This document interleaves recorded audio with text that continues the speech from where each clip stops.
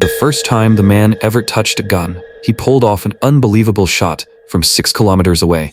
But on the very day he awakened, he was permanently banned from touching any weapon. The armory was locked down against him around the clock. Even toy guns were listed as contraband. Because the activation condition for his class was absurd, he had to fire 100 million bullets. His mentors took turns telling him to give up. Even the military big shots said this mission was impossible. So the man stayed at school for 5 whole years and refused to graduate because the school's virtual training room was the only place where he could still fire a gun. And today, he had already fired 99,999,900 bullets. Only the final 100 remained. The man took a deep breath, picked up the machine gun beside him, and unleashed a wild barrage at the shooting wall. This was a world invaded by a game system. Monsters were everywhere, and only 30% of adults could awaken a class. Every year, thousands upon thousands of awakened fighters died on the battlefield. Yet for 5 years, he had stayed inside the school. Just then, familiar laughter came from behind him again. The man did not even need to turn around. It was those students who had already changed classes and came here just to laugh at him. "Yo, senior, still pretending to work hard in the training room? My little brother is 2 years younger than you, and he is already in a class-changer university.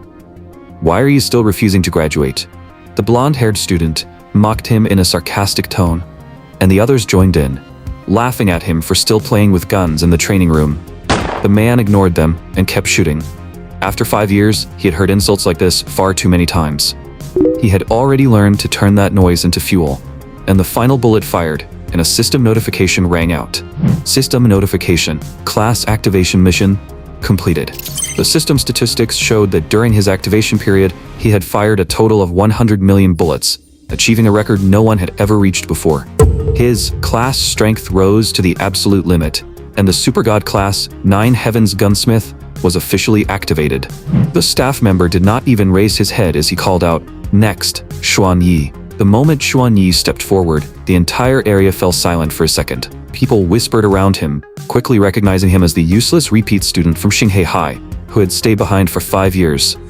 But Xuan Yi ignored every comment and walked straight toward the teleportation array. A flash of light passed, and he was sent into the goblin's secret realm. In the distance stood a massive goblin castle. Around him, other class changers had already started forming teams to farm monsters. No one wanted to team up with Xuan Yi, who had only just activated his class. But that was perfect. He could test the power of his new skill alone. Xuan Yi walked to a high slope, raised his thumb to measure the distance, and locked onto the center of the goblin castle. Then he said calmly, "Destruction Ray." The entire area erupted with violent energy particles. 18 massive energy pillars, each one 100 meters wide, fell from the sky and smashed into the goblin castle. With a thunderous boom, the energy pillars spun outward. Everything in their path was erased, and tens of thousands of goblins vanished in an instant. The surviving students were terrified and ran for their lives, while Xuan Yi's experience bar shot up like crazy. The system announced that Xuan Yi had reached level 41. He immediately activated his storage bracelet and began collecting the equipment and items scattered across the ground. Even the shining golden SSS rank clearance token was swept straight into his inventory. When Xuan Yi left the collapsed secret realm, the entire hall was dead silent. Everyone stared at him like he was a monster. The record book in the staff member's hand dropped to the floor with a slap. He stammered, "An SSS rank evaluation? How is that possible?" Meanwhile, inside the teacher's office at Xinghai High, the atmosphere was strangely tense as several teachers gathered together. They were discussing how to force Xuan Yi, the 5-year repeat student, to leave. One teacher insisted that he was simply afraid of death, and keeping him around would only damage the school's reputation. Others agreed that they had to find a way to expel him. Just then, the office door opened, and Xuan Yi walked in. Xuan Yi submitted his graduation request to Chu Qing.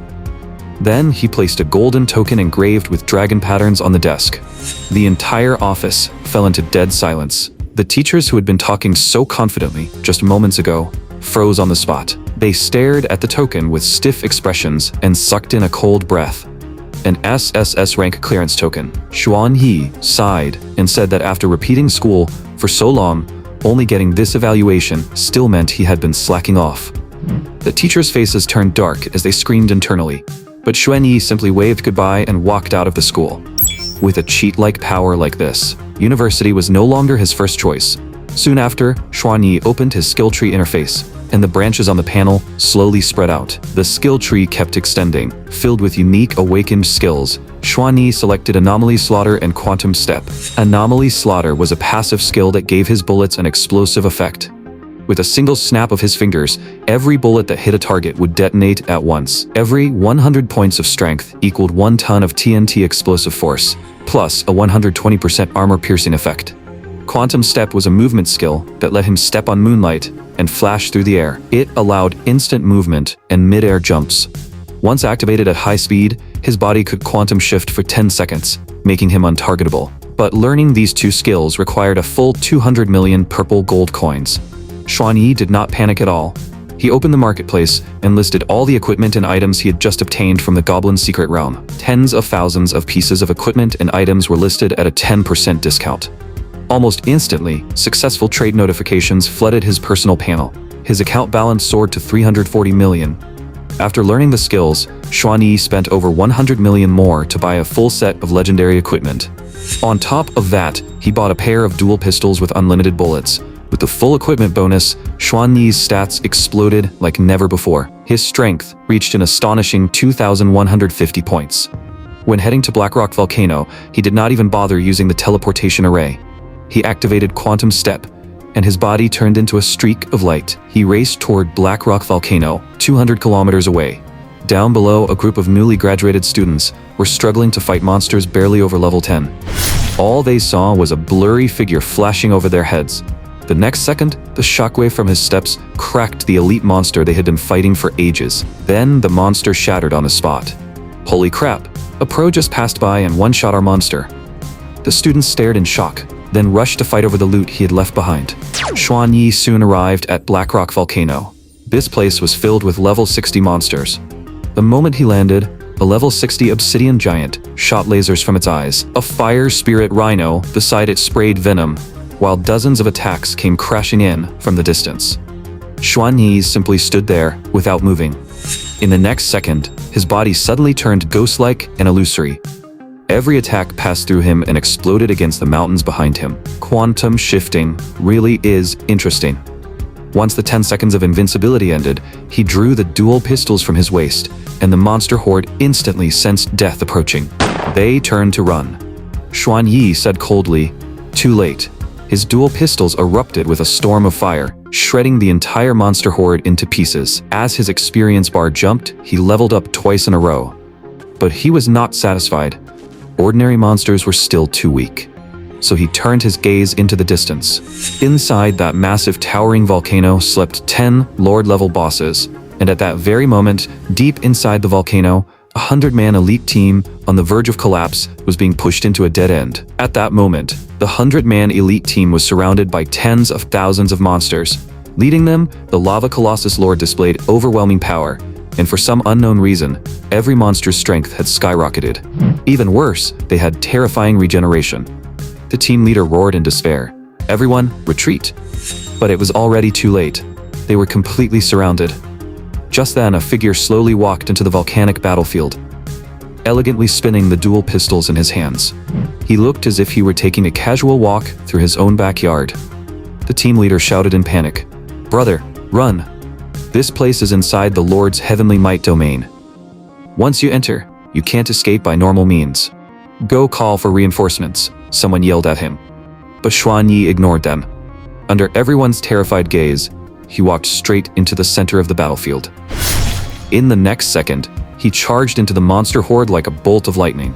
Shell casings rained down around him, and his every movement looked like a beautiful dance of death. He spun upside down in midair, firing both pistols at once. Every bullet avoided his allies with perfect precision and turned the small monsters into sieves. Even the Lord-level Lava Colossus was shot until it howled in pain. The 100-man team stared in shock, then seized the chance to break out. But the Lava Colossus Lord let out a roar and activated mass resurrection. Every dead monster instantly revived. The people who had already reached the cave entrance shouted, "Brother, run! These monsters can't be killed." But Xuanyi leaped into the air and landed on a raised rock. He put away his dual pistols and told everyone to move farther away. His tone was so calm, it was as if he were about to show them a real piece of explosive art. Then he looked down at the roaring monster army and lightly snapped his fingers. Art is explosion. In an instant, the thousands upon thousands of bullets he had just fired inside the monsters all detonated at once. A terrifying explosion erupted from within, almost flipping the entire Black Rock volcano apart. A giant mushroom cloud rose into the sky. Ding! The system notification rang out, and Xuani's level rose to 50 as his experience bar exploded again. But he frowned because he noticed the most important part. Not a single one of the 10 Lord monsters had triggered a kill notification. Boss, can I ask which guild you're from? We really owe you this time. Before the smoke from the explosion had even cleared, the team leader brought his members over to thank him.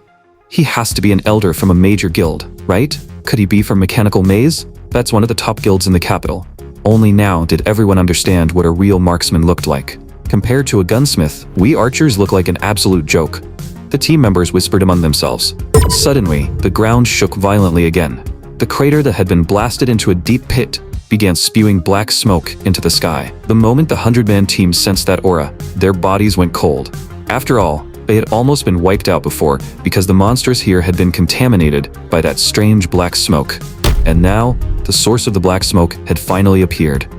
With a thunderous rumble, a giant skull 100 meters tall drilled out from underground, surrounded by the souls of the lava monsters that had just died.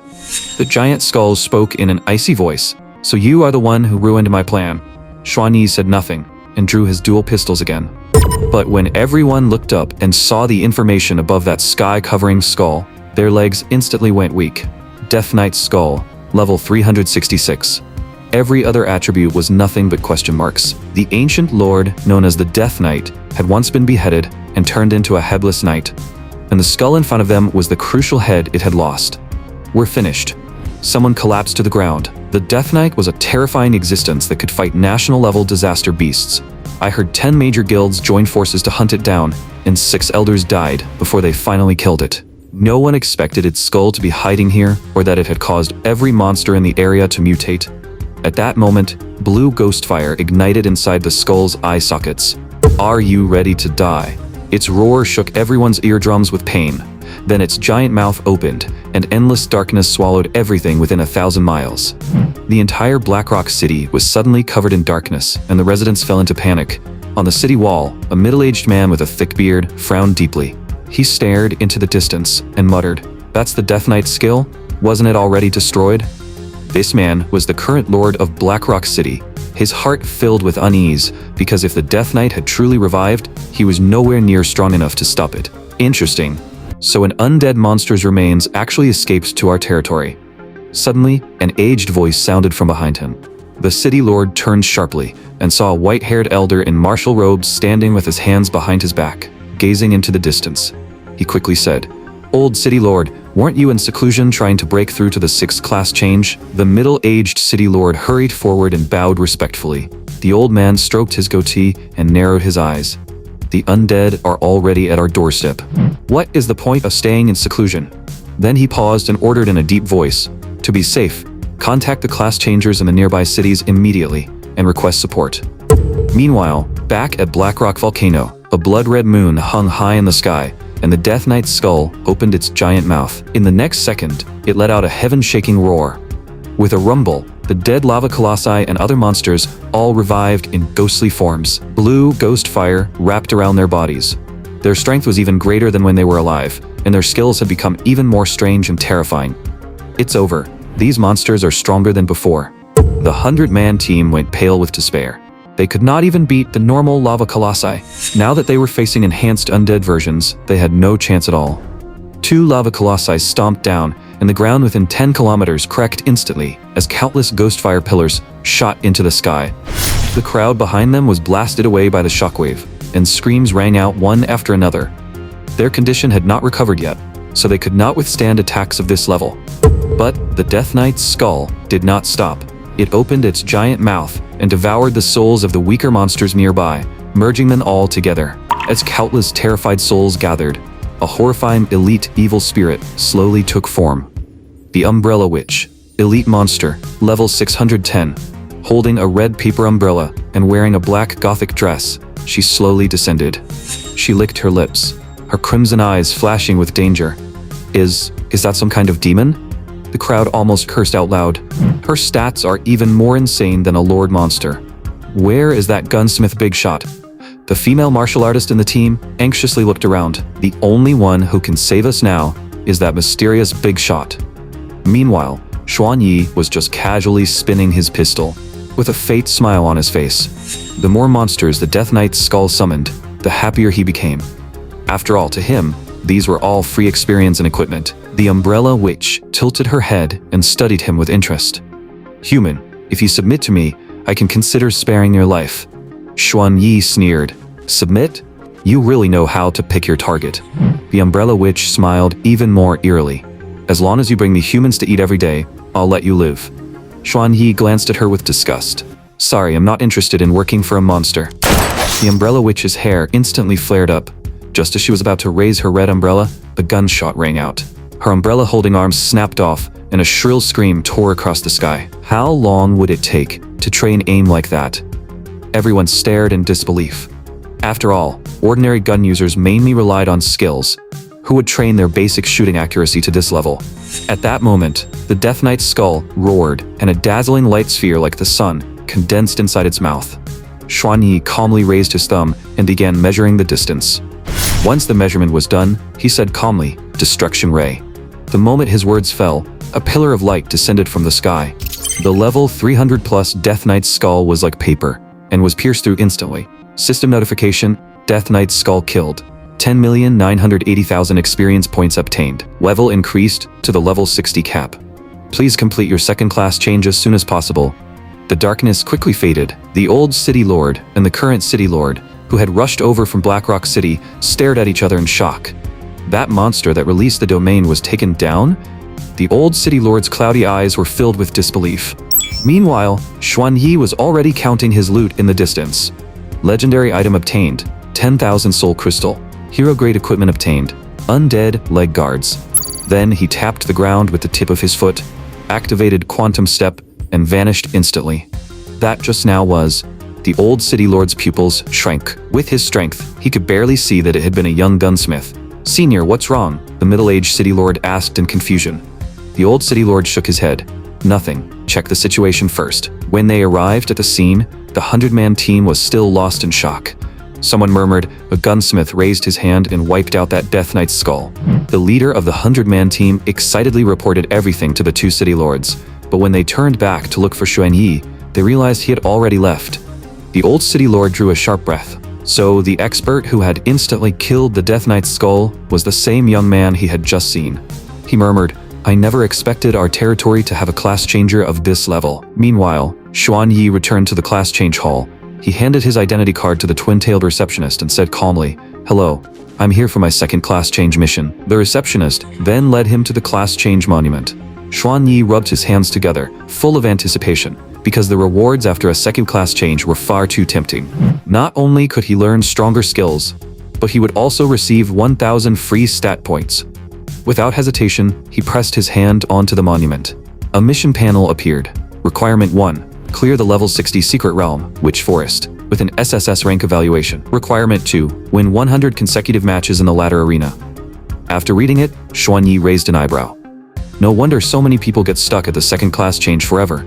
Just the SSS rank evaluation alone is enough to scare off most people. And a 100 win streak in the ladder was even more ridiculous. But to Xuan Yi, none of this was a problem. He accepted the mission with ease. The twin-tailed receptionist kindly reminded him, "Good luck. I hope to see you back in half a year." Xuan Yi calmly replied, "Thanks, but this mission is pretty simple." After saying that, he turned and left, heading straight for Witch Forest. The moment he arrived, he casually sold all the equipment he had looted from Blackrock Volcano. His account balance instantly soared to 1.1 billion. Then he opened his skill tree and spent 100 million to unlock a new skill, Cyber 1000 Armed Guanyin. Skill description: the user can summon a Cyber Guanyin mecha created with celestial technology to fight, and the mecha comes with multiple powerful built-in skills. After the user leaves the mecha, they can detonate its core energy device at any time. Xuan Yi's eyes lit up. Tap a digital prayer block and pilot a Cyber Guanyin. That actually works? Not only could this thing be used like a tank, but if he could not win, he could also use it like a nuclear bomb. This was a man's romance. After learning the skill, he dove straight into the Witch Forest portal. The moment he entered, over 1,000 sonic bats shrieked and charged at him, while also attracting a large pack of wolf demons. But Xuan Yi could not even be bothered to raise his eyes. He directly activated the intangible state of Quantum Step, letting every attack pass through his body. Cyber Mecha Mode activate. Countless mecha fragments appeared out of thin air and wrapped around Xuan Yi, instantly forming a mechanical 1,000-armed Guanyin nearly 100 meters tall. Sitting inside the cockpit, Xuan Yi looked at the dozen skill buttons on the control panel and almost laughed out loud from excitement. He used the simplest and most brutal method, controlling hundreds of mechanical arms to swing their giant palms at the same time and slap everything around him.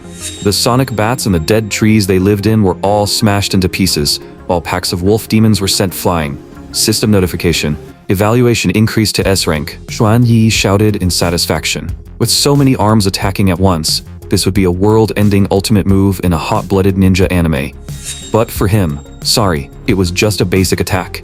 To get the SSS rank evaluation, he quickly locked onto the depths of the secret realm. That was where the strongest lord of Witch Forest was hiding. He drove the massive mecha like a road roller, rampaging through the forest. Such an exaggerated commotion quickly alarmed the other class changers inside the realm. What the hell is that thing? Deep inside the secret realm, several teams of class changers stared at the strange creation in the distance. It looked like both a Buddha and a mecha, and all of them were scared stiff. A Guanyin mecha? I've never heard of a monster like that, someone said with a trembling voice. Do you remember the news from Black Rock City? An evil spirit just appeared there. Could this Iron Guanyin be something on the same level? Look at where it's going. It's heading straight for the secret realm boss, the corrupted dragon. We're done. Are two bosses about to fight? Or are they going to team up? Panic quickly spread. The awakened fighters did not dare to waste a second. They immediately used emergency communication tools to send the highest level alert to the outside world. After receiving the message, Border City Command immediately sounded a piercing alarm, and a messenger rushed toward the Supreme Commander's military tent in panic. He rushed into the tent and shouted, "Commander Shao, emergency request for reinforcements. An unknown mysterious lord has appeared in Witch Forest. It is suspected to be a celestial creature." Hearing this, Commander Shao's expression darkened, and he immediately rushed onto the command platform. Facing the tens of thousands of elite soldiers gathering below, he gave the shortest order possible. All soldiers above the second class change, move out immediately.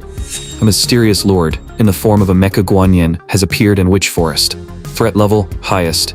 We must investigate at once and stop it from joining forces with the corrupted dragon. The moment his order fell, tens of thousands of battle-hardened soldiers turned solemn and surged toward Witch Forest like a rushing flood.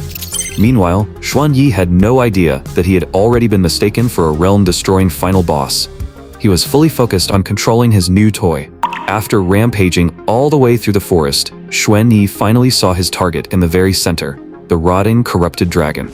No nonsense. When kings meet, they throw down. The corrupted dragon spat out a breath of poisonous dragon gas, and everything around it withered in an instant. But against his celestial metal mecha, it had no effect at all. A group of class changers from a major family nearby shouted, "Run! Those two bosses are fighting." They had originally come to raid this dragon boss, only to get trapped inside a cave instead. Now that they finally saw a chance, they immediately escaped. But before leaving, they witnessed a scene they would never forget. The Cyber Guanyin mecha grabbed the corrupted dragon as if it were picking up a worm. Thousands of arms moved at once, as mechanical giant palms seized the corrupted dragon's tail, and smashed it left and right into the ground, until its body nearly broke apart. But in the next second, the corrupted dragon revived instantly through black magic. Xuan Yi stood up from the pilot seat and sneered. "I was going to give you a quick end, but you're pretty stubborn." He left the mecha and set the self-destruct timer for 30 seconds. Then he shouted toward the class changers watching from afar, "The mecha is about to blow. I'm out of here."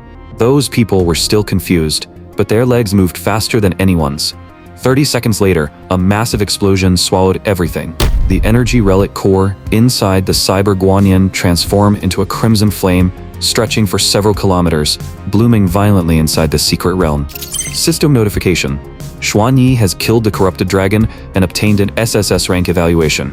First stage of the class change mission completed. At this moment, he was still in his quantum intangible state, calmly admiring this art of explosion. The shockwave even burst out through the secret realm entrance. The 10,000-man army and Commander Shao, who had rushed over to provide support, were all stunned on the spot.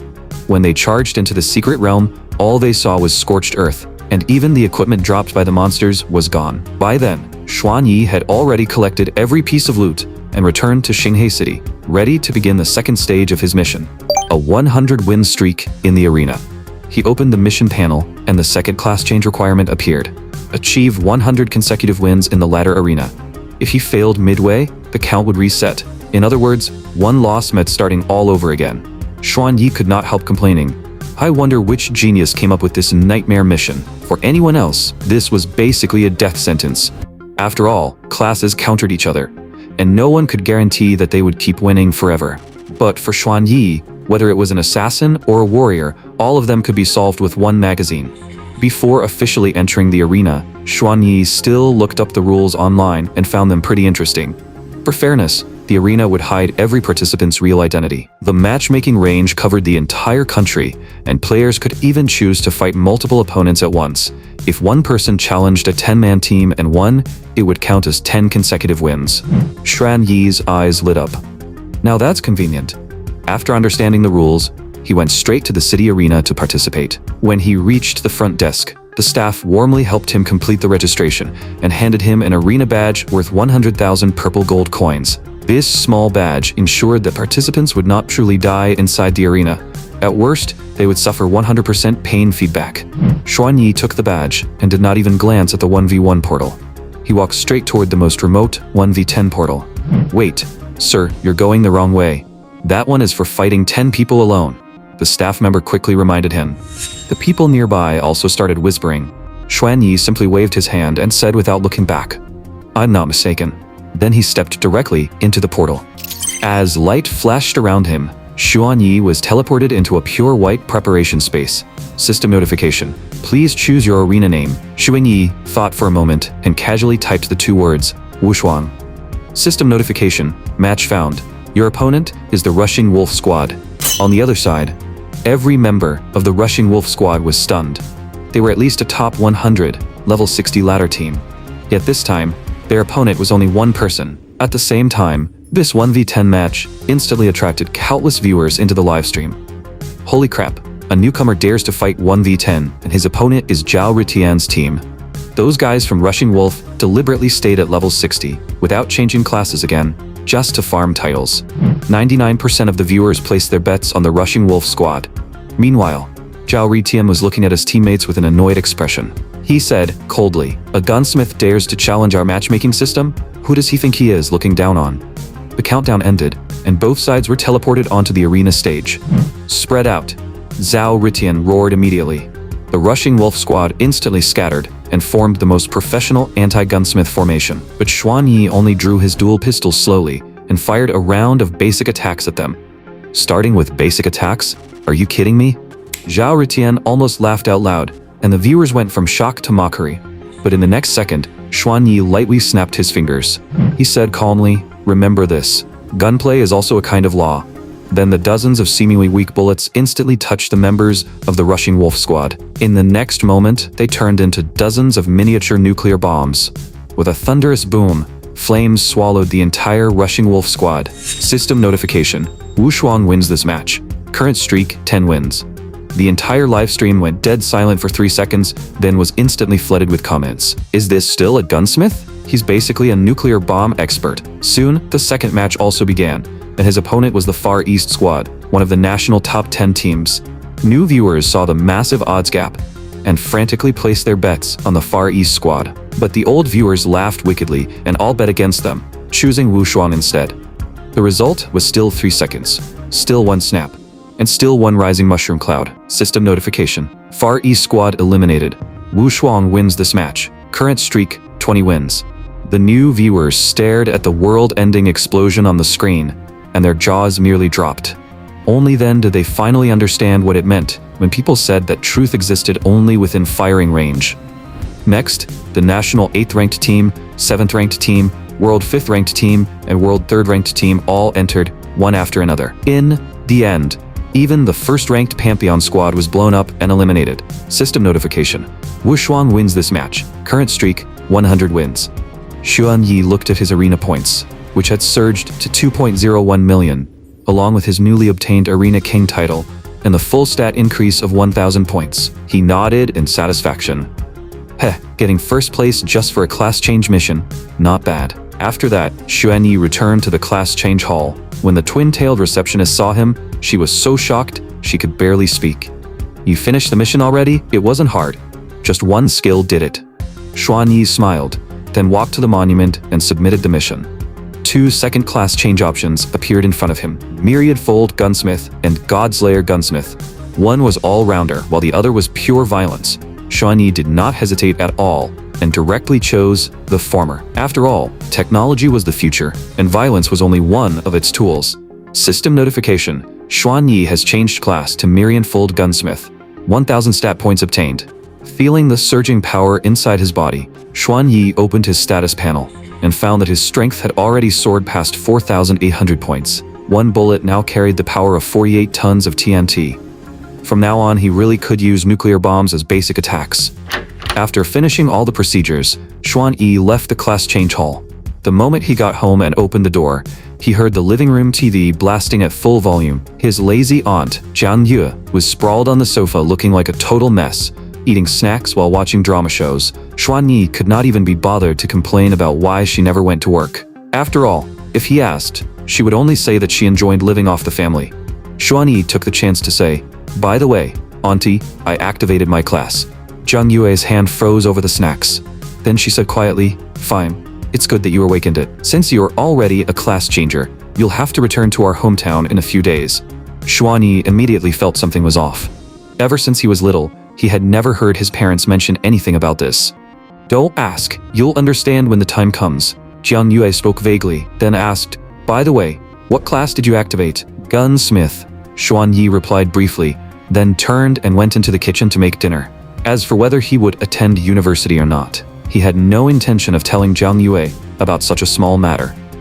In the living room, Jiang Yue watched Xuanyi's back and curved her lips into a smile. This kid, he was actually hiding something from her. And he even wanted to change the subject? Curiosity flashed in Jiang Yue's eyes, and she silently cast information detection on Xuanyi. If Xuanyi turned around at this moment, his jaw would absolutely drop. After all, no one would expect his lazy aunt to be a super expert above level 700. The world in Jiang Yue's eyes instantly turned into data, and the information of everyone on the street appeared clearly before her. But when her gaze landed on Xuanyi, all she saw was chaos. What the hell? I can't see through his information? Jiang Yue's pretty face filled with disbelief. But she refused to accept it, and faint blue light appeared in her eyes as she directly used a stronger super-tier detection spell. In an instant, every electromagnetic signal within 10 miles was cut off. Xuanyi, who was chopping vegetables, only noticed that the range hood suddenly stopped with a snap. Jiang Yue's expression also changed completely from relaxed to serious. Still not working. Interesting. This kid may have changed into some incredible class. Or maybe he ran into some heaven-defying opportunity. During dinner, Jiang Yue pulled a pure black card out of her bag. She pushed the card toward Xuanyi. "Here, a friend gave me this. Consider it your aunt paying you back for all these years of meals." Xuanyi took the card in confusion, but after just one glance, he froze. It was actually a guild application card for Mechanical Maze. Holy crap, a top guild application card. Xuanyi looked at her in shock. "Auntie, what kind of friend do you have?" Jiang Yu smiled proudly. Guys are lining up for your aunt. This little thing is nothing." After dinner, Xuanyi quickly went back to his room to research it, but the information he found online made him even more excited. The Mechanized Citadel was not only one of the 3 top guilds in the country, but its member benefits were also unbelievably good. Most importantly, it was extremely protective of its own people. Because of that, Xuanyi made up his mind to apply the next day. After all, free benefits should never be wasted. Early the next morning, while scrolling through the news, he prepared to head out. But he soon discovered that every headline was about him. One read, "Shocking, mysterious expert fires bullets comparable to nuclear explosions. 100 win streak. The entire internet begs for Wu Shuang's contact information." Another article read, "Cyber Guanyin appears in Snowy Sky City, suspected to be a new celestial weapon." Xuanyi instantly felt his scalp go numb. Even the video of him piloting the mecha had been recorded. Even more ridiculous, netizens had mistaken him for a monster that had descended from the celestial realm. With such a huge commotion, more and more people would probably start watching him. It looked like he had to improve his strength as quickly as possible. Before leaving, Xuanyi opened the skill tree unlocked after his second class change. His eyes quickly locked onto 2 new skills. Eye of Apocalypse, a passive skill that ignored level and information concealment to view all target information. Cost, 500 million purple gold coins. Bullet Time, an active skill that could slow the world in Xuanyi's eyes. The more mental energy he consumed, the higher the slowdown multiplier. Cost, also 500 million purple gold coins. Holy crap, this passive skill is insane, and Bullet Time is basically like that thing from the Matrix, right? As long as he had enough mental energy, Xuanyi could even slow light speed into a crawling snail. Without hesitation, he spent 1 billion and learned both divine skills. Soon after, Xuanyi arrived at the Mechanized Citadel Guild branch. It was a massive mechanical castle, and a large crowd had already gathered at the entrance. They were all famous elites and wealthy families trying to spend money to send their children into the guild. Standing in the center of their attention were 2 arrogant guild guards. Xuanyi could not be bothered to line up. He walked straight to the entrance and took out the black card his aunt had given him from his storage bracelet. The 2 guards, who had been extremely arrogant moments ago, instantly changed expressions when they saw the card and became incredibly respectful. They personally led Xuanyi inside, allowing him to enter the castle easily and enjoy SVIP treatment that no other newcomer had. But Xuanyi could not help muttering in his heart, "This card auntie gave me carries some serious weight." Afterward, inside the mission hall, Xuanyi directly ignored all ordinary missions and accepted the highest difficulty trial mission. Mission content: head to the northeastern border and resist the evil spirit invasion. If he was going to play, he might as well play big. Xuanyi took the temporary identity badge and turned toward the teleportation array. Soon, he was teleported to the border city of Mo City. The moment he landed, Xuanyi sensed the smell of gunpowder filling the air. Outside the city, a massive blue light barrier was being attacked wildly by monsters, and waves of energy rippled outward non-stop. The battle was clearly intense. Xuanyi soon found the Mechanized Citadel station. More than 20 young people, who had also come for the mission, had already gathered inside the station. One guy in a blue mage robe saw Xuanyi and warmly waved at him. "Brother, you also accepted the mission to resist the evil spirit invasion, right? Come chat with us." Xuanyi nodded, walked over, and casually asked about the details of the mission. A young man dressed as a warrior immediately complained. "We have to escort a batch of supplies to the front line and will probably set off in about an hour.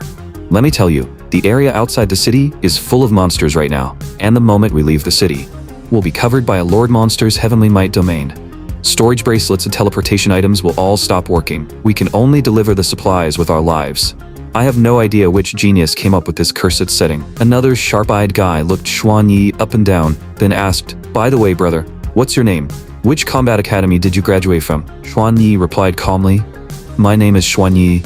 I'm just some self-taught nobody. Nothing worth mentioning." The moment he finished speaking, the previously warm atmosphere instantly cooled a little. After all, this group of people had all graduated from top combat universities in the country. At worst, they were children from well-known families. Once they heard that he was a nobody with no background, they said nothing out loud, but their eyes clearly became more distant. Xuanyi did not care at all. He found a spacious corner, sat down, and closed his eyes to rest. Soon after, the station door was pushed open, and a tall female paladin with an icy face walked in. The moment she appeared, the air in the station seemed to freeze. Everyone's eyes were instantly drawn to her, and the place became restless. Xuanyi looked up and froze as well. Holy crap, why does this woman look exactly like a younger version of my aunt? That face and those peach blossom eyes looked like they had been carved from the same mold. The only difference was her aura. The woman in front of him radiated a coldness that kept strangers away. She was the complete opposite of his aunt's careless and easygoing personality. "Sister Linglong, I'm from the school next to yours. During last year's 100 Schools tournament, I lost to you in 3 moves. Do you still remember me?" A young man approached her in a flattering tone, and the others quickly joined in. They all wanted to use this chance to get close to her, but the icy beauty only replied coldly, "I don't remember." Then she stopped paying attention to them. Still, no one cared about her cold attitude and continued circling around her. After all, she was the granddaughter of a high-ranking elder of the Mechanized Citadel, and also the proud daughter of the imperial capital's Xuan family. If not for the guild rule that even direct relatives had to pass the assessment, they probably would never have a chance to speak to someone of this level in their entire lives. Just then, Jian Linglong noticed Xuan Yi staring at her from the corner and asked in an unfriendly tone, "Hey, why do you keep staring at me?" Everyone's gaze instantly locked onto Xuan Yi. The square-faced guy beside him quickly spoke up. To be honest, Senior Linglong really is too beautiful. He was kindly helping Xuan Yi out, afraid that this self-taught nobody would offend the wrong person. But Xuan Yi said bluntly, "You look a lot like someone I know." Hearing this, everyone was speechless. That pickup line was way too old-fashioned. Jiang Linglong frowned slightly, however. Seeing that Xuan Yi's eyes were clear and did not look frivolous, she only snorted coldly and did not argue further. Soon, it was time to depart. The group escorted 20 camel mountain beasts, each the size of a truck, out of the city. The moment they entered a dangerous giant tree forest, over 100 fierce beasts pounced from every direction.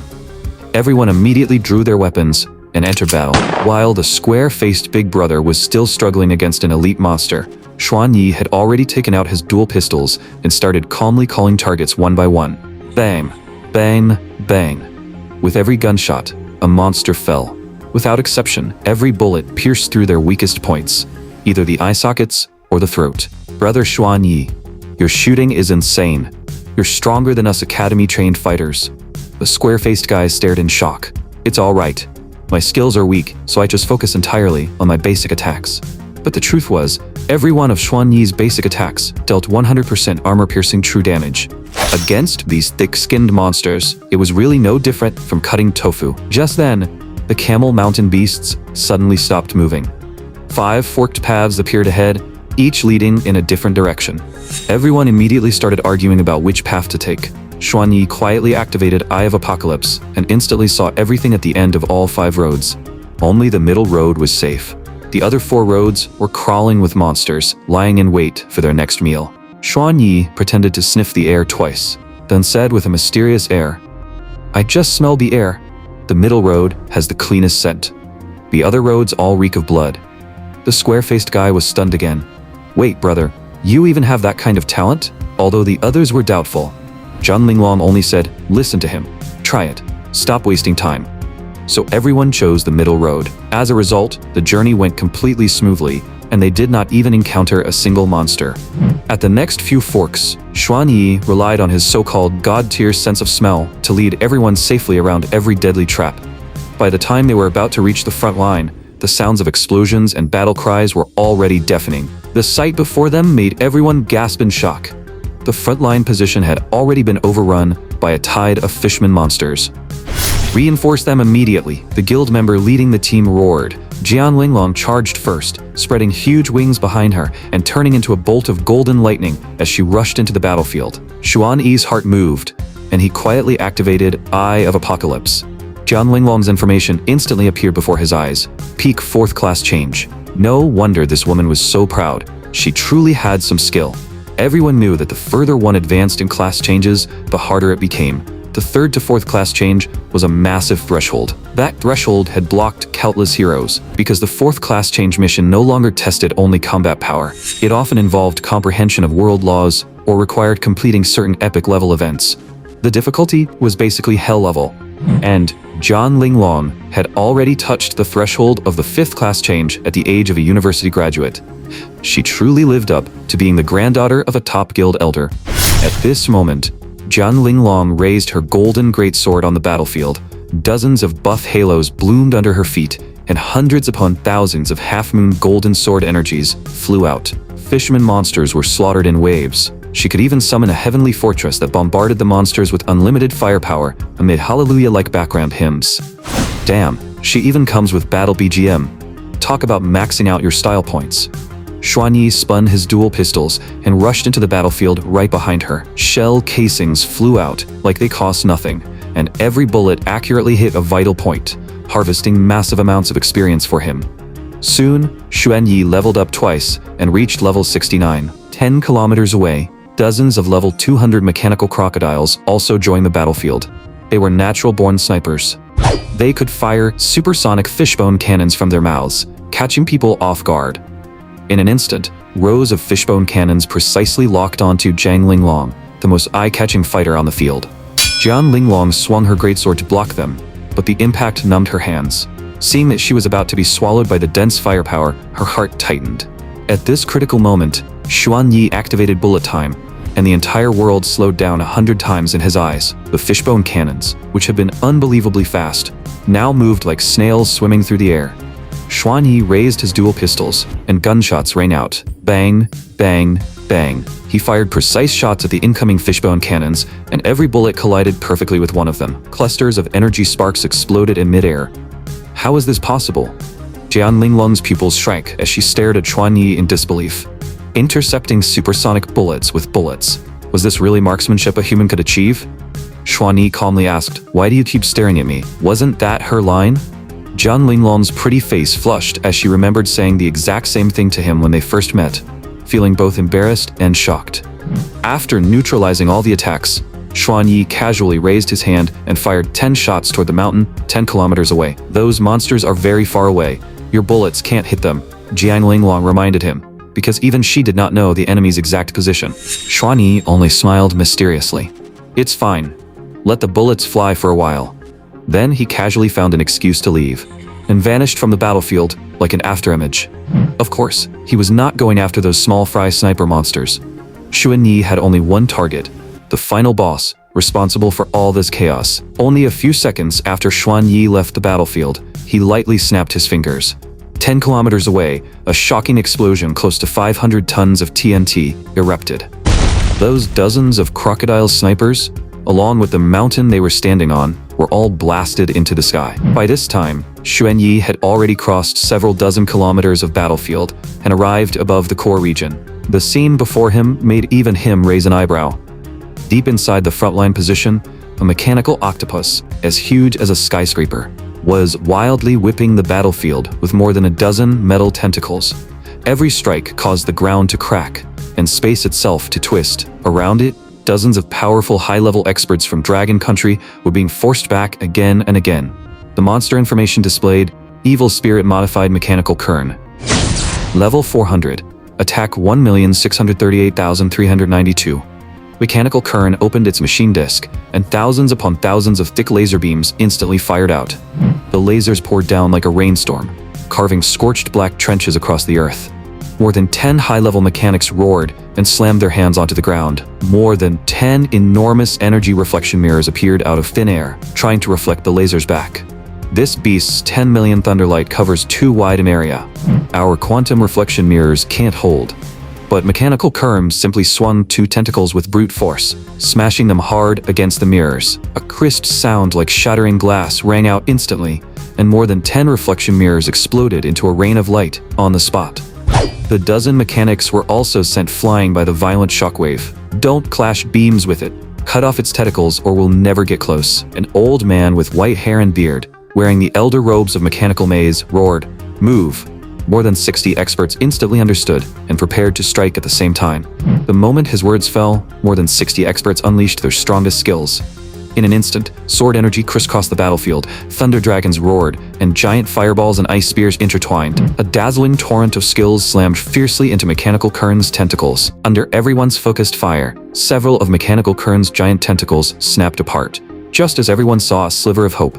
In the next second, blinding lightning wrapped around Mechanical Kern's entire body, and the shattered mecha pieces instantly flowed back. They recombined and grew into new mechanical tentacles in the blink of an eye. The newly formed tentacles carried even more terrifying wind pressure as they lashed toward the crowd. Several class changers failed to dodge in time. Their bones and tendons were broken on the spot as they were sent flying. This beast can even regenerate severed limbs. Every expert present felt their hearts sink. They never expected it to have not only a steel body, but also the most disgusting regeneration ability of evil spirit creatures. Someone saw Kern starting to move toward the city behind them and shouted in despair, "No, that monster is heading for Mo City." At that moment, the elder from the mechanized citadel was gasping for breath, his fists clenched and his eyes filled with fury. This evil spirit had originally appeared inside Hanming Nation, but Hanming Nation used special items to drive it all the way here, forcibly pushing it to Dragon Country's border. This was clearly an attempt to let someone else do their dirty work. They want to use these monsters to drain our living forces. A general-looking expert beside him said through gritted teeth. And it's not just Humiliates. Those small countries in Southeast Asia and Sakura Island across the sea all have Eagle Nation's shadow behind them. They don't dare confront us directly, so they use this wolfpack strategy to constantly create trouble along the long border and prevent our high-level combat power from gathering. A decisive look flashed in the mechanized Citadel Elder's eyes. Everyone, open a path for me later. I refuse to believe I can't kill this Kern by self-destructing. Everyone hurriedly tried to stop him. No, if you sacrifice yourself, that's exactly what they want. Just as everyone sank into despair and grief, someone suddenly pointed at the sky and shouted with a trembling voice, "Look up there." Everyone instinctively raised their heads and saw a massive object radiating a sacred and majestic aura, falling rapidly through the dark night sky. It was a cyber thousand-armed Guanyin, hundreds of meters tall, carrying unmatched pressure as it roared down from 10,000 meters above. Xuan Yi was standing even higher in the sky, looking down at everything. He had already given the cyber Guanyin an automatic combat order. At that moment, the cyber Guanyin descended like a heavenly god and pressed the arrogant mechanical octopus hard into the ground with a single palm. That palm smashed mechanical Kern into pieces, and the terrifying shockwave blasted everything nearby away. When the smoke and dust cleared, the sacred figure of the cyber Guanyin stood in the center of the battlefield, stepping on mechanical Kern's remains. The surviving experts were all stunned. Isn't that the cyber Guanyin from the news? How is it alive again? Who cares? It looks like it's here to help us. Mo City is saved. Everyone was shocked and overjoyed.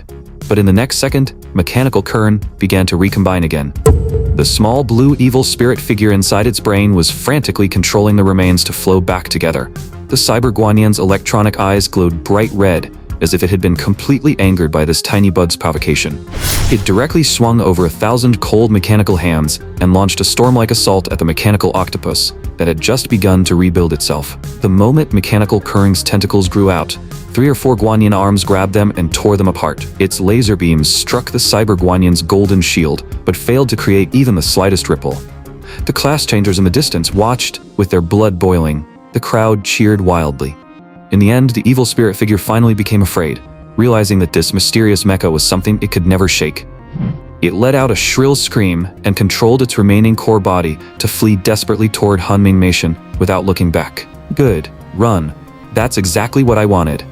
Xuan Yi watched this scene and revealed a wicked smile. Meanwhile, inside Humiliates' tactical command building, a councilman was proudly telling his subordinates, "The trouble on Dragon Country's border is the best proof of loyalty we can offer to Eagle Nation." He could already picture the fireworks celebrating their victory and could not help laughing.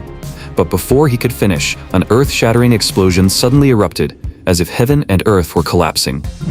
The entire building shook violently, and the councilman's expression changed drastically. He rushed outside like a madman. He saw an enormous world-ending fire lotus slowly blooming on their national border. System notification. You have killed level 400 mechanical Kern and obtained 14,904,627 experience points. Xuan Yi's level has increased to 130. System notification. You have reached the required level for class change. Please head to the class change hall and complete your 3rd class change as soon as possible. Xuan Yi felt extremely satisfied. Straight to 3rd class change. Awesome. After sweeping up all the loot on the battlefield, he quietly returned to the rear camp. By the time he returned, the battle was almost over. After the biggest threat, the mechanical octopus, had been eliminated, the other guild experts cleaned up the remaining small monsters as easily as cutting vegetables. The guild officer announced loudly, "The border crisis is over." The system also notified everyone that they had all passed the guild entrance assessment. Thunderous cheers erupted across the scene. Long live! These proud young elites were so excited that their faces turned red. Even now, they still could not believe that they had truly joined one of the top guilds in the country. Many people even looked toward the direction of the earlier explosion and expressed sincere gratitude. They knew very well that if that godlike mecha had not beaten the mechanical octopus down, they might have died here today. The moment Xuan Yi returned to the crowd, almost everyone's eyes focused on him. The square-faced man was the first to rush over. He slapped Xuan Yi on the shoulder and shouted excitedly, "Brother Yi, you're finally back. We were all worried sick about you, especially after everyone learned that Xuan Yi had gone alone to lure away the snipers in order to protect Jiang Linglong. The attitude of these young masters and ladies completely changed. One by one, they gathered around him enthusiastically, trying to get close to him. Their attitude had taken a complete 180-degree turn. It's fine, as long as the monsters were dealt with. Xuanyi smiled and did not explain much, but seeing their reactions, he secretly breathed a sigh of relief. Now he could finally use the guild's resources openly for his class change mission. From now on, dungeon farming, equipment drops, and guild aura bonuses were all his to enjoy. Just as everyone was praising him from all sides, Jiang Linglong walked over. She bit her lip lightly, her pretty face slightly red, and looked at Xuanyi with complicated eyes. "Brother Yi, come with me for a moment." She called Xuanyi to a corner alone, her ears red and her eyes drifting around. At the tent entrance, a group of gossip hounds squeezed together, their eyes almost popping out. Jiang Linglong took a deep breath and spoke in a cold, business-like tone. "Xuanyi, I advise you not to waste your time on me. Your combat talent is very strong, but if you spend all your time chasing romance, you'll ruin your future. Do you understand?" The eavesdropping crowd instantly erupted. Poor bro. Someone just dumped a bucket of cold water on his budding romance. What are you imagining? Xuanyi frowned, his face full of question marks. Jiang Linglong's brows furrowed even more tightly. "You're still pretending?" "Xuanyi, although I'm very grateful that you saved me." Before she could finish, Xuanyi suddenly realized what was happening. "Whoa, wait, you misunderstood." Xuanyi explained with a helpless smile. "In my heart, I've always respected you the same way I respect my aunt." Jiang Linglong took a shocked step back. The way she looked at Xuanyi changed again and again. "You even like your own aunt?" Xuanyi went numb. Was this woman's reading comprehension taught by a PE teacher? "I mean, you look exactly like my aunt. I looked at you and saved you before entirely because of that. If you don't believe me, I can show you a photo." Xuanyi took out his phone, ready to prove his innocence. After hearing his explanation, Jiang Linglong completely froze. Then, an indescribable wave of embarrassment and shame rushed from her feet straight to the top of her head. She gritted her teeth and said, "Sorry, I was too full of myself. It was all my fault." "Don't say another word." She did not even look at his phone. She turned around in embarrassment and flew away as a streak of light. Xuanyi stood there holding his phone, left hanging in the wind. "At least look at the photo first." Afterward, this batch of newcomers all received their official guild identity badges. But Xuanyi did not stay for long. He went straight to the class change hall, ready to begin his third class change mission. As he pressed his hand onto the class change monument, the mission appeared. Class change mission 1, National Fortune Enhancement. Clear the Calamity Tower and kill the Disaster Beast on the bottom floor. Class change mission 2, Guide a newcomer. Help a low-level player gain at least 1 level. Xuanyi raised an eyebrow. Holy crap, the third class change mission is already tied to National Fortune. After all, killing disaster beasts and increasing national fortune could bring favorable weather and prosperity to the country. For example, the New Year beast that spawned during Dragon Country's New Year was a special kind of disaster beast. As for guiding a newcomer, Xuanyi did not take it seriously at all. Kill monsters first. He sold all the equipment he had previously looted. Then he directly put on a full level 130 legendary set and equipped an unlimited ammo Hellfire shotgun, while his account balance soared to 1.8 billion. Immediately after, he unlocked an awakened skill with its own passive effect from the skill tree. Supernova Nuclear Blast, passive infinite grenades. Skill description: you can condense technological grenades of various attributes in your hand, and their power increases as your level rises. When actively casting the awakened skill, you will throw a supernova nuclear blast grenade and trigger a supernova nuclear explosion. Although it cannot produce the true power of a planetary explosion, it is enough to unleash destruction beyond the Tunguska event. At this moment, Xuanyi felt like a walking arsenal. A built-in passive really does feel good. Then, fully satisfied, he teleported to Zetian capital, where the Calamity Tower was located. Meanwhile, inside Longchang community, Jiang Yue was sprawled on the sofa, eating sunflower seeds while scrolling through trending topics. The trending list read, 100 Win Streak King. The entire internet begs for the contact information of the expert Wu Shuang. A powerful class comparable to the heavenly prodigy Battle Shadow Tower has appeared. Another historic class changer is about to be born. Another headline read, Cyber Guanyin appears in Snowy Sky City, suspected to be a new celestial weapon. When Jiang Wei saw the incredibly cheesy ID Wu Shuang, she could not help curling her lips. Other than my big nephew, no one else would use an ID that basic. But Jiang Yue felt no shock in her heart. because this kid's bloodline was anything but ordinary. His grandfather, Xuangongjin, had the class Eternal Star God and was level 950. With a casual move, he could summon a red supergiant star larger than the sun as a weapon. His maternal grandfather, Jiang Wanyao, had the class Lord of Cybernetics and was also level 950. He could forge a mechanical Death Star in outer space and use it like a marble. His parents were also the eldest son and eldest daughter of two great families. As long as this kid's luck was not so bad that he reincarnated as a fool, how weak could his class possibly be? The only thing Jiang Yue could not understand was why his activation mission had taken 5 whole years. Even a couch potato would be growing mold by now. Just then, Jiang Yue's communicator rang. It was the vice president of the Mechanized Citadel Guild. The other side asked right away, "Have you seen the news? The owner of Mechanical Ascension has appeared." On the other end of the call, the vice president's voice trembled with excitement. These top forces had always been investigating the true origin of the game that had fused with Earth. According to the historical fragments they had obtained, they knew that this world followed one rule: 1 god-level class per version, 1 god per era. Before this, the world had already gone through the eras of divine revival and the forbidden curse of all things. And now, it was finally time for the answer of this version. The god-level class called Mechanical was closely related to Gunsmith and Mechanical type classes. "Don't worry, I'll look into it." Jiang Yue's tone was calm, but in her heart, she had already guessed almost everything. The vice president asked again, "How is that child doing? Has he changed classes?" Enough, enough. After saying that, Jiang Yue directly hung up. Her brother-in-law's family had a million schemes up their sleeves, so it was better not to tell them about Xuanyi yet. Still, Jiang Yue was basically certain that the so-called Mechanical Ascension was her big nephew, the one who loved changing the subject. She picked up her tablet, and another new notification popped up. Shocking explosion on Hanming Nation's border, suspected to be caused by Cyber Guanyin. The Mechanized Citadel was responsible for guarding Mo City, and its most difficult guild entrance mission happened to lead there. Jiang Yue narrowed her eyes. That monster couldn't have something to do with that kid too, could it? Looks like I need to visit the nearest Mechanized Citadel branch. I refuse to believe that with my top-level authority, I still can't find out where that kid has been. At the same time, inside ZTN Capital's Calamity Tower, this 1,000-meter tower pierced straight into the clouds and was the nightmare of countless class changers. But now, it had become Xuanyi's new hunting ground. The moment he stepped onto the first floor, his pupils shrank, because this place was actually a vast and endless desert. Dense monsters stretched out like a tide as far as the eye could see. Countless teams of class changers were struggling forward through this ocean of monsters.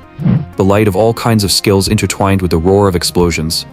But Xuanyi had no interest in these level 60 small fry. He could not even be bothered to draw his gun. He directly activated bullet time, and the world in his eyes slowed down 100 times. The roaring fireballs, ice spears, and dense sword shadows all floated through the air like slow-motion dandelions. Immediately after, Xuanyi activated Quantum Step. His figure moved like a ghost, sliding low through the gaps between explosions, dodging sword energy, flipping through the air, and avoiding magic. Every movement was timed to the split second between life and death, yet he was as steady as a rock. Someone cried out on the spot, "Holy crap, what kind of movement technique is that?" I used a full 1,000 arrows volley, and he actually passed through the entire storm of arrows without a scratch. Is he even human?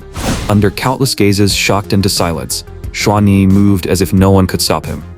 He turned into a black bolt of lightning and shot toward the upper floors like a rocket, from the first floor to the second, then all the way toward the 49th floor. The team still struggling below only saw a black shadow flash once before disappearing at the end of their vision. When he reached the 50th floor, the monsters here had changed into fewer but stronger elite monsters. Xuanyi was about to keep rushing upward when an urgent shout caught his attention. He saw a thief being chased by a dragon knight riding a 2-winged green dragon, and the dragon knight had a cruel grin on his face. The dragon knight said coldly, "Even cannon fodder needs to be qualified. Being chosen by our Imperial Apex Guild means your ancestors must be smiling." Xuanyi originally did not want to meddle, but the dragon knight called out to him first. "Hey, gunsmith, since you're also climbing the tower, why don't we cooperate now that we've met? By the way, you don't have the right to refuse." As soon as he finished speaking, 4 companions behind him arrived at the same time and surrounded Xuanyi. After hearing that, Xuanyi actually smiled. Once he confirms that the other side had more people, his eyes became even more excited.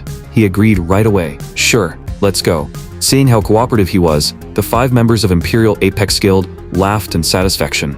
You're pretty sensible, kid. On the way, the captured thief lowered his voice and said to Xuan Yi, Bro, we're being sent in as cannon fodder. Xuan Yi only gave him a faint smile. Why panic? It's still unclear who the cannon fodder is and who the hunter is. Just like that, the Imperial Apex Guild continued forcing people to join them until they reached the 55th floor. The 100-man main force of Imperial Apex Guild had already been waiting there. The tattooed scorpion man leading them saw such a large group being brought over and happily slapped his thigh. Good, send them up. All of them go to the front. All dropped equipment belongs to the guild. Anyone who retreats will be executed on the spot. Under the threat, the cannon fodder had no choice but to unwillingly move toward the monsters. But at that moment, Xuan Yi suddenly charged forward and instantly raised the Hellfire shotgun in his hands. The shotgun pistols spat out flames of death. With 100% armor-piercing true damage, Xuan Yi tore through the elite monsters like a tiger entering a flock of sheep. Immediately after that, he swept all the dropped equipment into his storage bracelet, leaving everyone from Imperial Apex Guild stunned. Xuan Yi rushed toward the next entrance without even looking back, leaving only one mocking sentence behind. Want the equipment? Then follow me and eat my dust. The Scorpion Man was so furious, he almost exploded. He immediately issued a kill order. Skin him alive for me. And just like that, a ridiculous chase began. Xuan Yi killed monsters instantly in front, picked up loot non-stop, and kept using the passive effect of infinite grenades, occasionally throwing a few frost grenades behind him. Sometimes he would add a few electromagnetic grenades as well. The 100-man force of Imperial Apex Guild chased behind him, howling with rage. But they could not even touch the corner of Xuan Yi's clothes. The freed cannon fodder took the chance to run away. Soon, the explosive news spread that a monster-level madman was dragging the entire Imperial Apex Guild's aggro toward the top of the tower. In the blink of an eye, Xuan Yi dragged this group of meatheads from the 60th floor all the way to the 98th floor. The more Imperial Apex Guild chased, the more terrified they became. Is that kid really only second-class change? They discovered that every monster along the way had been cleared by Xuan Yi alone in barely over 10 seconds. When he reached the 99th floor, he suddenly stopped. In front of him appeared a Queox disaster beast over 100 meters tall, wrapped in lightning and as high as level 130. The Queox stared straight at Xuan Yi with its massive single eye. Immediately after, the members of Imperial Apex Guild rushed in, panting heavily.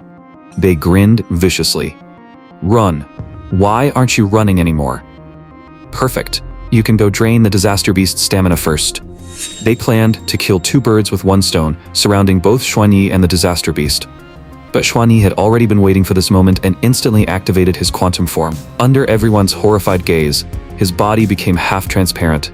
Then he slowly raised his hand and activated his awakened skill, Supernova Nuclear Blast. A blazing core like a miniature sun appeared in his hand out of thin air, and the light and heat it released caused the entire tower top space to twist. The Queox disaster beast instinctively felt fear and began roaring uneasily. The smiles on the faces of Imperial Apex Guild members froze completely, replaced by endless terror.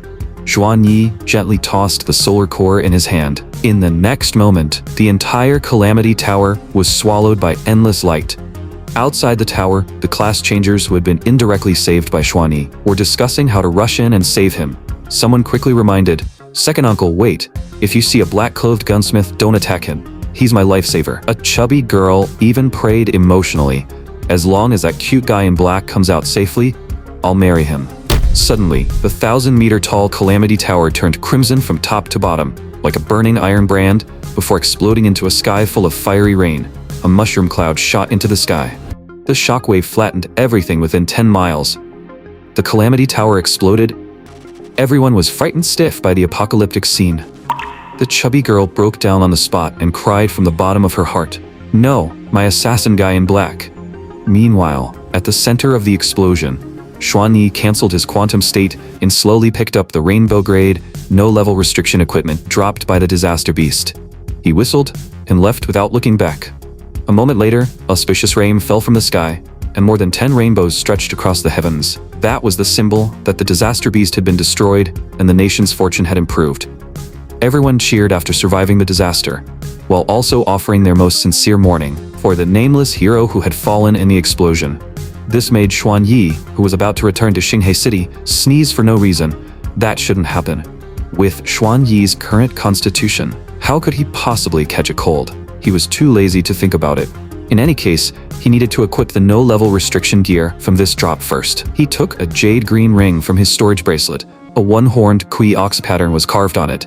Disaster Beast Ring, Kui Ox. Quality, Rainbow Grade, no level restriction. Disaster Effect, mental recovery increased by 100%. Xuanyi's eyes lit up. Holy crap, my mental recovery speed just doubled? He immediately put the ring on. After his third class change, his mental energy limit would skyrocket. With this ring added on, Xuanyi would probably be able to freely use awakened skills very soon. That would be the real fully opened invincible mode. Ding. System notification, your guild points have been calculated. You obtained 120,000 guild points. Good news came one after another. Just as Shen Yi was about to open the guild shop and see what good things he could exchange for, his homeroom teacher Chu Qing called him. Chu Qing's voice came through the phone. Hey, Brother Yi, there's a class reunion at Starshine Hotel at 4 this afternoon. Don't forget. Xuan Yi smiled and replied, sure, see you then. After hanging up, Xuan Yi checked the time. It had indeed been many years since he last saw those old troublemakers, and there were still 2 hours before the reunion, so he could browse the guild shop first. Soon, his eyes locked onto a holy weapon called the Azure Radiance Sword, priced at 1 billion guild points. Its effect was also doubled mental recovery. Unfortunately, he could not afford the 1 billion point price at all, so he turned his attention to a legendary necklace that could increase mental recovery speed by 60%. The necklace was called Eternal Blue, but it still cost 5 million guild points. Xuan Yi rubbed his chin. Looks like I need to find a way to earn more points. He immediately opened the list of ways to earn points, and one option made his eyes light up. Guild Team Battle, 10,000 Races Battlefield. Rules. All participants will be teleported to the 10,000 Races Battlefield. The battlefield is rich in resources, and guilds can build mines to collect purple crystals for forging. Purple gold coins are an important source of guild funding. Mines may be attacked by monsters or seized by other guilds. Killing monsters or driving away members of enemy guilds will grant guild points based on the target's strength. Guild members will not truly die. After suffering fatal damage, they will be forcibly teleported out of the battlefield and cannot enter again for 7 days. Isn't this a point farming method made just for me? Shen Yi clicked in without hesitation. System notification. Entering 10,000 Races Battlefield. System alert. The mechanized Citadel's 7th camp is under attack by a rival guild and urgently requires support. While Xuan Yi was still being teleported, he froze. What is going on? I haven't even entered yet, and our base is already being raided? Before he could react, he was teleported into a battlefield filled with earth-shaking battle cries. Xuan Yi scanned the surroundings and found that the attackers were from another top guild. They were members of the Forbidden Grimoire Society. The 3 top guilds in Dragon Country were Mechanical Maze, Martial Extreme Skybreaking Alliance, and Forbidden Grimoire Society. These 3 guilds represented the peaks of technology, body cultivation, and magic cultivation, and among them existed a perfect chain of contempt. The technology users looked down on fireball casters, thinking they were too outdated. The fireball casters looked down on muscle trainers, thinking they were too crude, and the muscle trainers looked down on machine users, believing they were following crooked methods. Usually, they were still polite within the country. But once they entered the 10,000 Races Battlefield, all 3 guilds turned into mad dogs. For resources, they tore at each other every single day.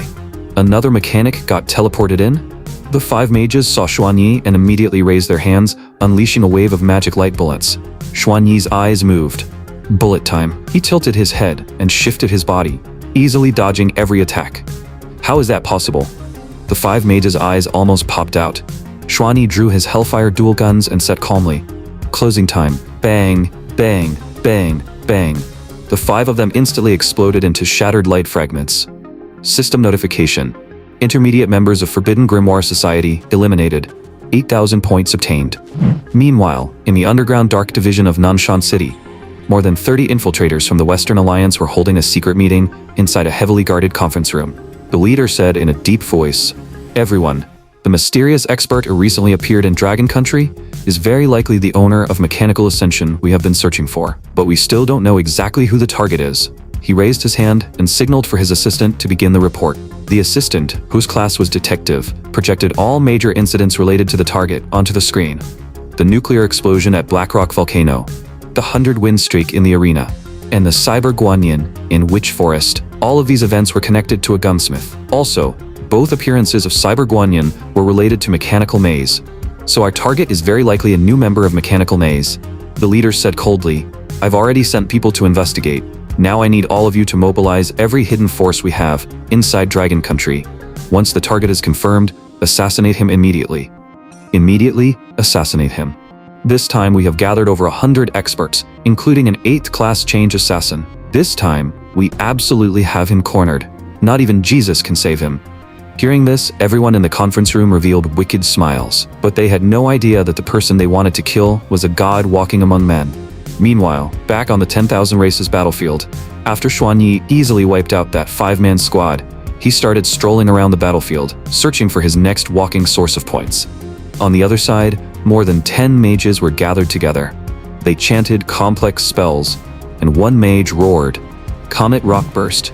Make Mechanical Maze pay the price." More than 10 burning meteors fell from the sky, smashing the Mechanical Maze camp into a sea of fire. Everyone immediately split up to protect the mines. Jiang Linglong took a deep breath and said to Xuanyi, "Xuanyi, go take care of that group setting off fireworks." Then holy light erupted from her body as she rushed forward with her golden greatsword. A massive cross-slash cleaved forward, but the dozen mages remained calm and jointly raised a hemispherical sacred barrier. The cross-slash was perfectly reflected back, shaking Jian Linglong until her blood and energy churned. The mages grinned viciously. "It's over, female paladin." They prepared to cast another big spell, but at that moment, Xuanyi descended from the sky like the god of death, and his hellfire shotgun fired hundreds of armor-piercing rounds. The sacred barrier the mages were so proud of was as fragile as plastic wrap in front of Xuanyi and was torn apart instantly. The dozen mages did not even see his face clearly before they were sent back to the lobby by his overwhelming firepower. After this wave of enemies was wiped out, the pressure on the mechanized citadel's camp immediately dropped. Jiang Linglong flew to Xuanyi's side, pressed a hand to her forehead, and said, "Can you fight somewhere else? You're distracting me." The moment she thought about the earlier misunderstanding, she was so embarrassed that she wished the ground would swallow her whole. Xuanyi had just opened his mouth to say something when a burst of cursing rang out in the distance. In the distance, a mage from the Forbidden Grimoire Society angrily shouted, "The mechanized citadel is way too arrogant. You dare chat like no one else exists in the middle of a battlefield." Xuanyi seriously complained back, "Do you have brain damage? I'm kindly reminding you that this is the perfect time to sneak attack." He even blinked sincerely, reminding the other side that they could attack right now. The mage was so angry his face turned blue, and he started forming a fireball on the spot. But Xuanyi simply raised his hand and shot him in the head. Then he said calmly, "Remember this. Beyond 7 paces, the gun is fast. Within 7 paces, it's fast and accurate." Even though people would not truly die in the 10,000 races battlefield, the remaining mages still felt their blood pressure spike. They finally realized that Xuanyi had maxed out psychological warfare. "Linglong, since you feel awkward with me here, I won't bother you then." Xuanyi turned to leave.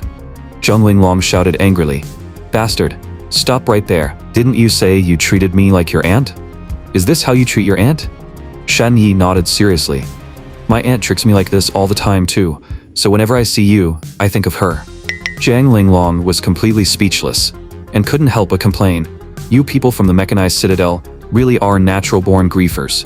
Just as the two were bickering, the main force of the Forbidden Grimoire Society arrived. The enemy fired a signal flare and began calling for reinforcements. Soon, mages from across the battlefield swarmed over like locusts. Jiang Linglong said, feeling a headache coming on, "Look what you've done." Xuanyi smiled instead. "I successfully raised the difficulty of this area. Isn't that a good thing? I was stuck for 5 years, so this is perfect for stretching my muscles." The moment he finished speaking, ice fire giants, spell barriers, frost tornadoes, and all kinds of large-scale magic came crashing in, turning the entire battlefield into chaos. The mechanized citadel immediately summoned light towers, magnetic storm towers, and even airdropped tanks to respond. Xuanyi moved like a ghost on the battlefield, occasionally firing a cold shot to harvest heads and points. Just then, support flares lit up in the southern area. Jiang Linglong glanced at the battlefield and said to Xuanyi, "I'm going to support that side. Take care of yourself." She summoned her mount, a golden lion, and before leaving, awkwardly added, "You helped me twice. I'll have your back twice in the future." Xuan Yi muttered under his breath, "Cover me? Your level isn't high enough to cover me." At this moment, the battle in the 10,000 races battlefield was still raging. Colorful skills kept colliding and intertwining. And after Zhang Linglong left, Xuan Yi suddenly thought of an easier method. He immediately found a commander and asked for the location of Forbidden Grimoire Society's 10th camp. The commander froze. "Brother, what are you going to do?" Xuan Yi only left a few words behind. "Hit them where they live." Before his words even faded, he turned into an afterimage and rushed toward the enemy base, 50 kilometers away. Since they liked calling for reinforcements, he would just wipe out their home base. For this, Xuan Yi decided to show the mages enough respect by learning a brand new Awaken skill. System notification. 500 million purple gold coins spent. New awakened skill successfully learned. Mecha Tathagata. Skill description. You can summon a giant Mecha Buddha at any location. It comes with ceiling type skills, can expand its size by 10 times, and can detonate the ultimate energy relic inside its body. Damn. This is even stronger than Cyber Guanyin. Xuan Yi absolutely loved these mecha type awakened skills. Tap the digital prayer block. Worship Cyber Guanyin, meet Mecha Tathagata, and save up quantum merit. Soon, Xuan Yi arrived outside Forbidden Grimoire Society's 10th camp and activated Eye of Apocalypse. He discovered that this place was basically an iron fortress, covered by 49 layers of protective barriers in different colors. The camp was filled with experts, and there were even several 5th class change Grand Magisters above level 400 guarding it. Looks like this turtle shell is pretty tough. Xuan Yi grinned. Then I'll send you something big. At that moment, inside Forbidden Grimoire Society's 10th camp, several mage deacons were casually discussing the frontline situation. Their words were filled with disdain for those mechanic dogs and confidence in their own victory.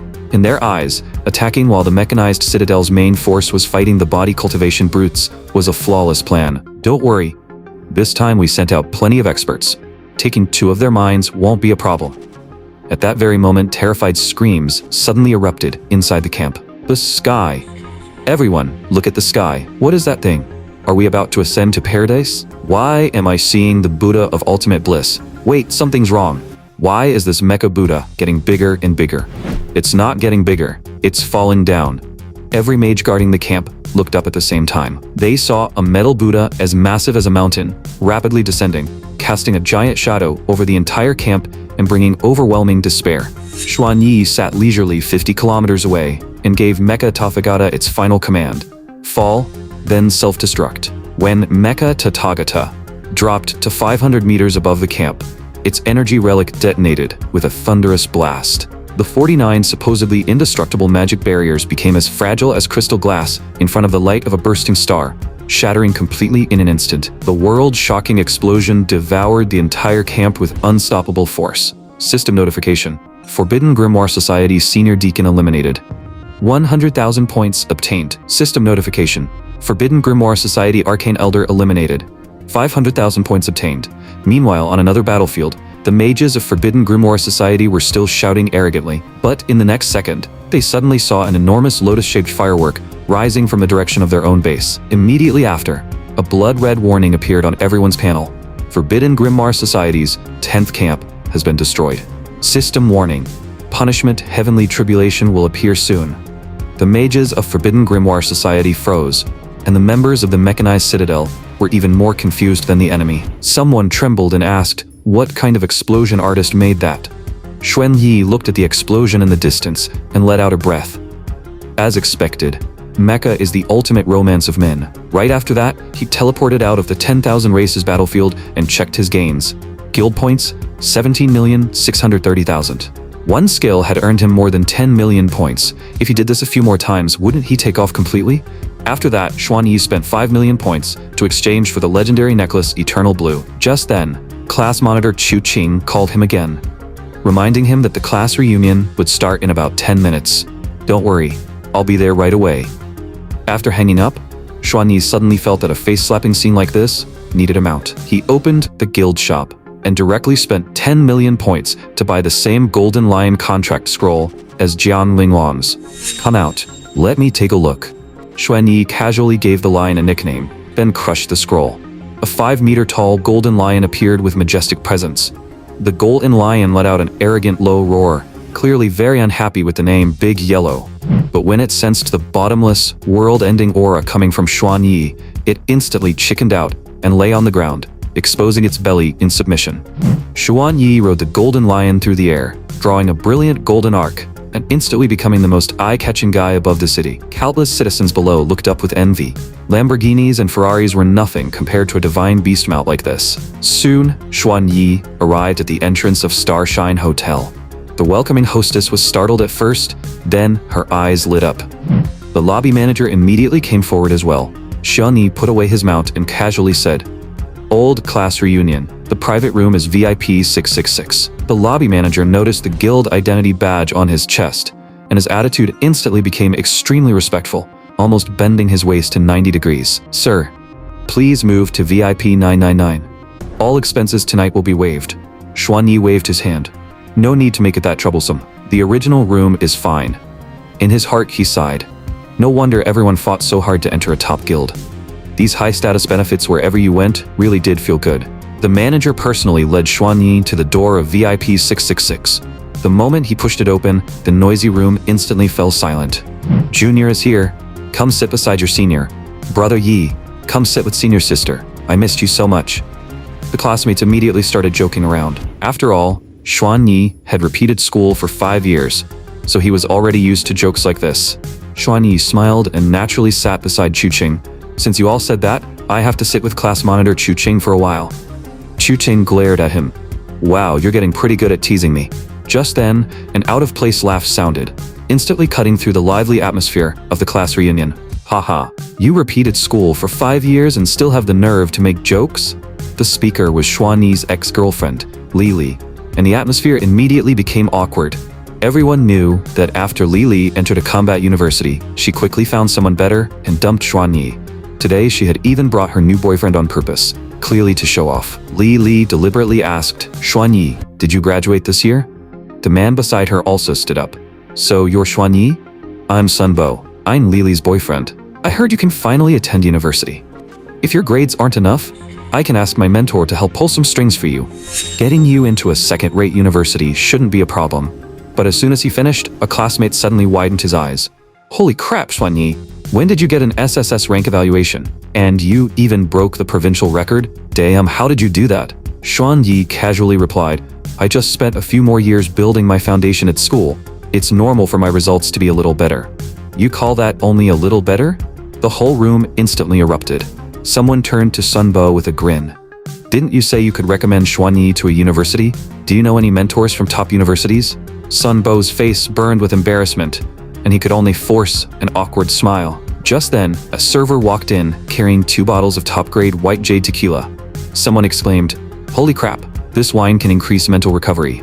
Isn't this made from fruit that can only be collected in a level 300 Lord's territory?" "Zihao, did you order this?"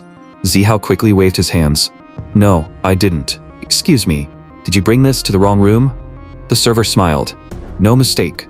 Our boss specifically ordered this as a gift for the honored guest from the Mechanized Citadel." "No way. Brother Yi, you joined the Mechanized Citadel?" "Brother Yi is insane. How did you get in?" "Big brother, please carry us too." Beside them, Sunbo's face turned as pale as paper, and his heart filled with unease. After thinking for a moment, he quickly stepped forward to pour wine for Xuan Yi. "Brother Yi, don't take what I said earlier to heart." Xuan Yi smiled calmly. "Not at all. We're all here to catch up, as long as everyone enjoys the meal." Xuan Yi did not care much about such a minor character. After everyone ate and drank their fill, the class reunion soon came to an end, and everyone walked out of the hotel. As the group went their separate ways, Xuan Yi walked up to Chuqing and said, "Let me take you home." Hearing this, Chuqing's face suddenly turned bright red. She had clearly misunderstood. But Xuan Yi did not mind, because what he really wanted was to complete the final task for his 3rd class change. The task required him to help a class changer below his level gain at least 1 level.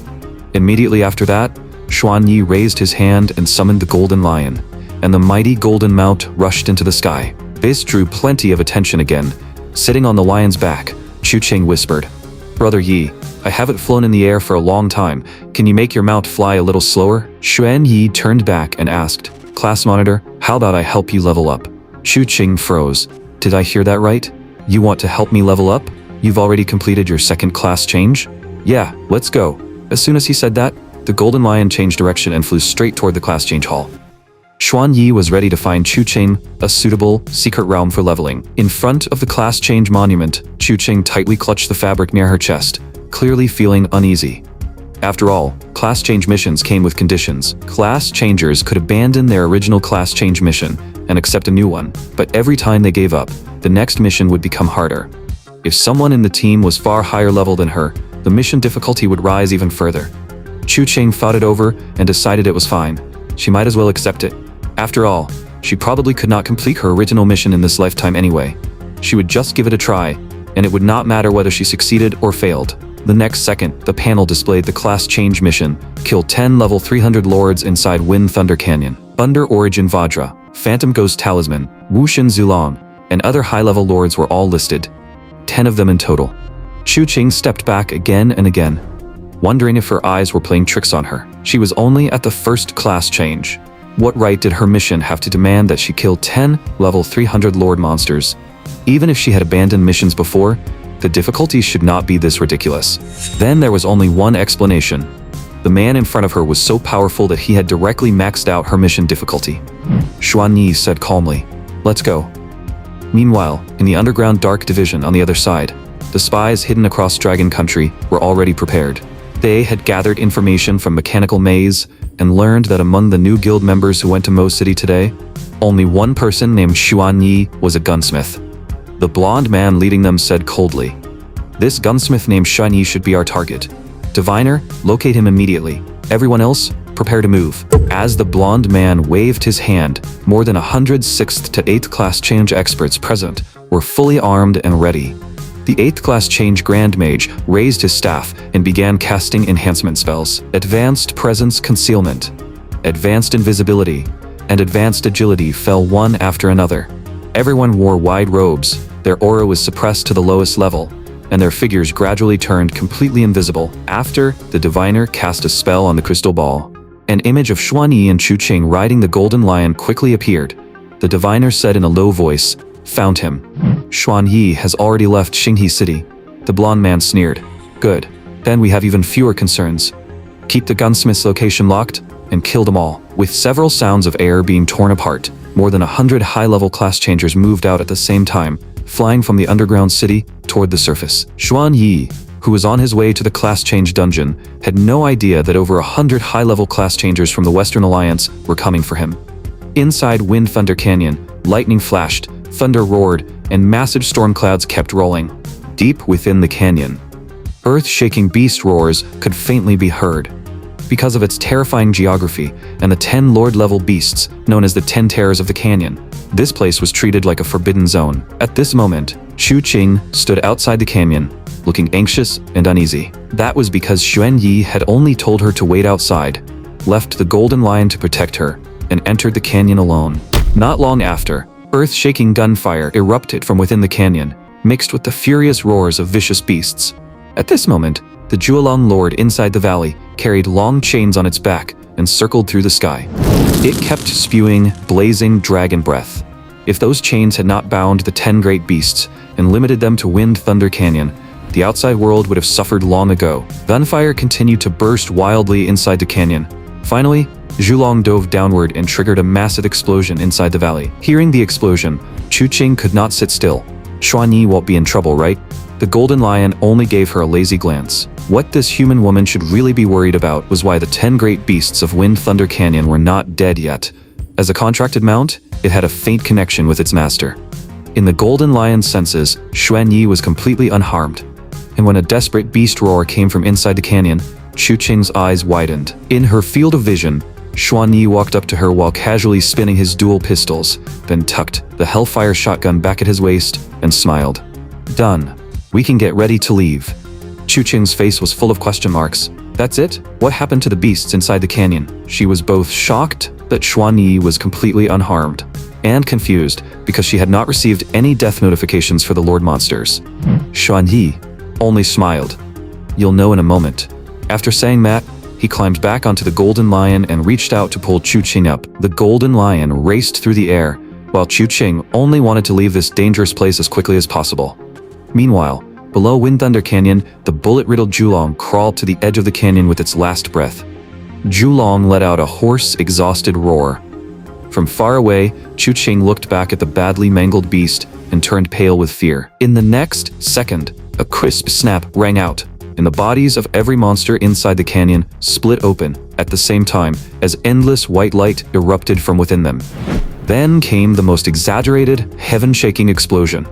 The equivalent of 100,000 tons of TNT detonated instantly, and a massive mushroom cloud rose from the center of the canyon. The entire canyon map was flattened in an instant. Chu-Ching nearly fell off the mount, feeling that this power was even more terrifying than the Holy Light Angel and the 10,000 Dynasty Dragon Herder from the news. After a long while, Chu-Ching finally recovered a little and asked deeply, "Xuanyi, if you're this powerful, why did you only activate your class this year?" Not long after she asked that question, the golden lion suddenly stopped mid-air, all its fur standing on end, as it stared warily into the distance. It had sensed more than 100 extremely powerful high-level class changers approaching. Xuanyi also sensed the danger signal from the mount. Blue light flashed in his eyes as he directly activated Eye of Apocalypse.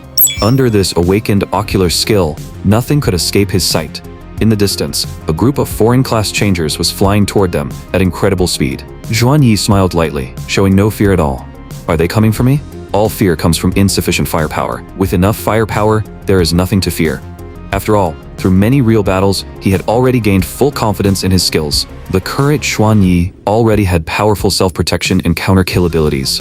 Foreign class changers of this level were still not qualified. At this moment, the invisibility spell the enemy thought was safe had completely failed under Eye of Apocalypse. In the sky, the robes of more than 100 high-level class changers fluttered violently. Someone whispered, "That guy's mount sensed our aura." The blonde man replied coldly, "Relax. That golden beast can't sense our exact location. Even if he really notices us, he still can't escape." "How far are we from the target?"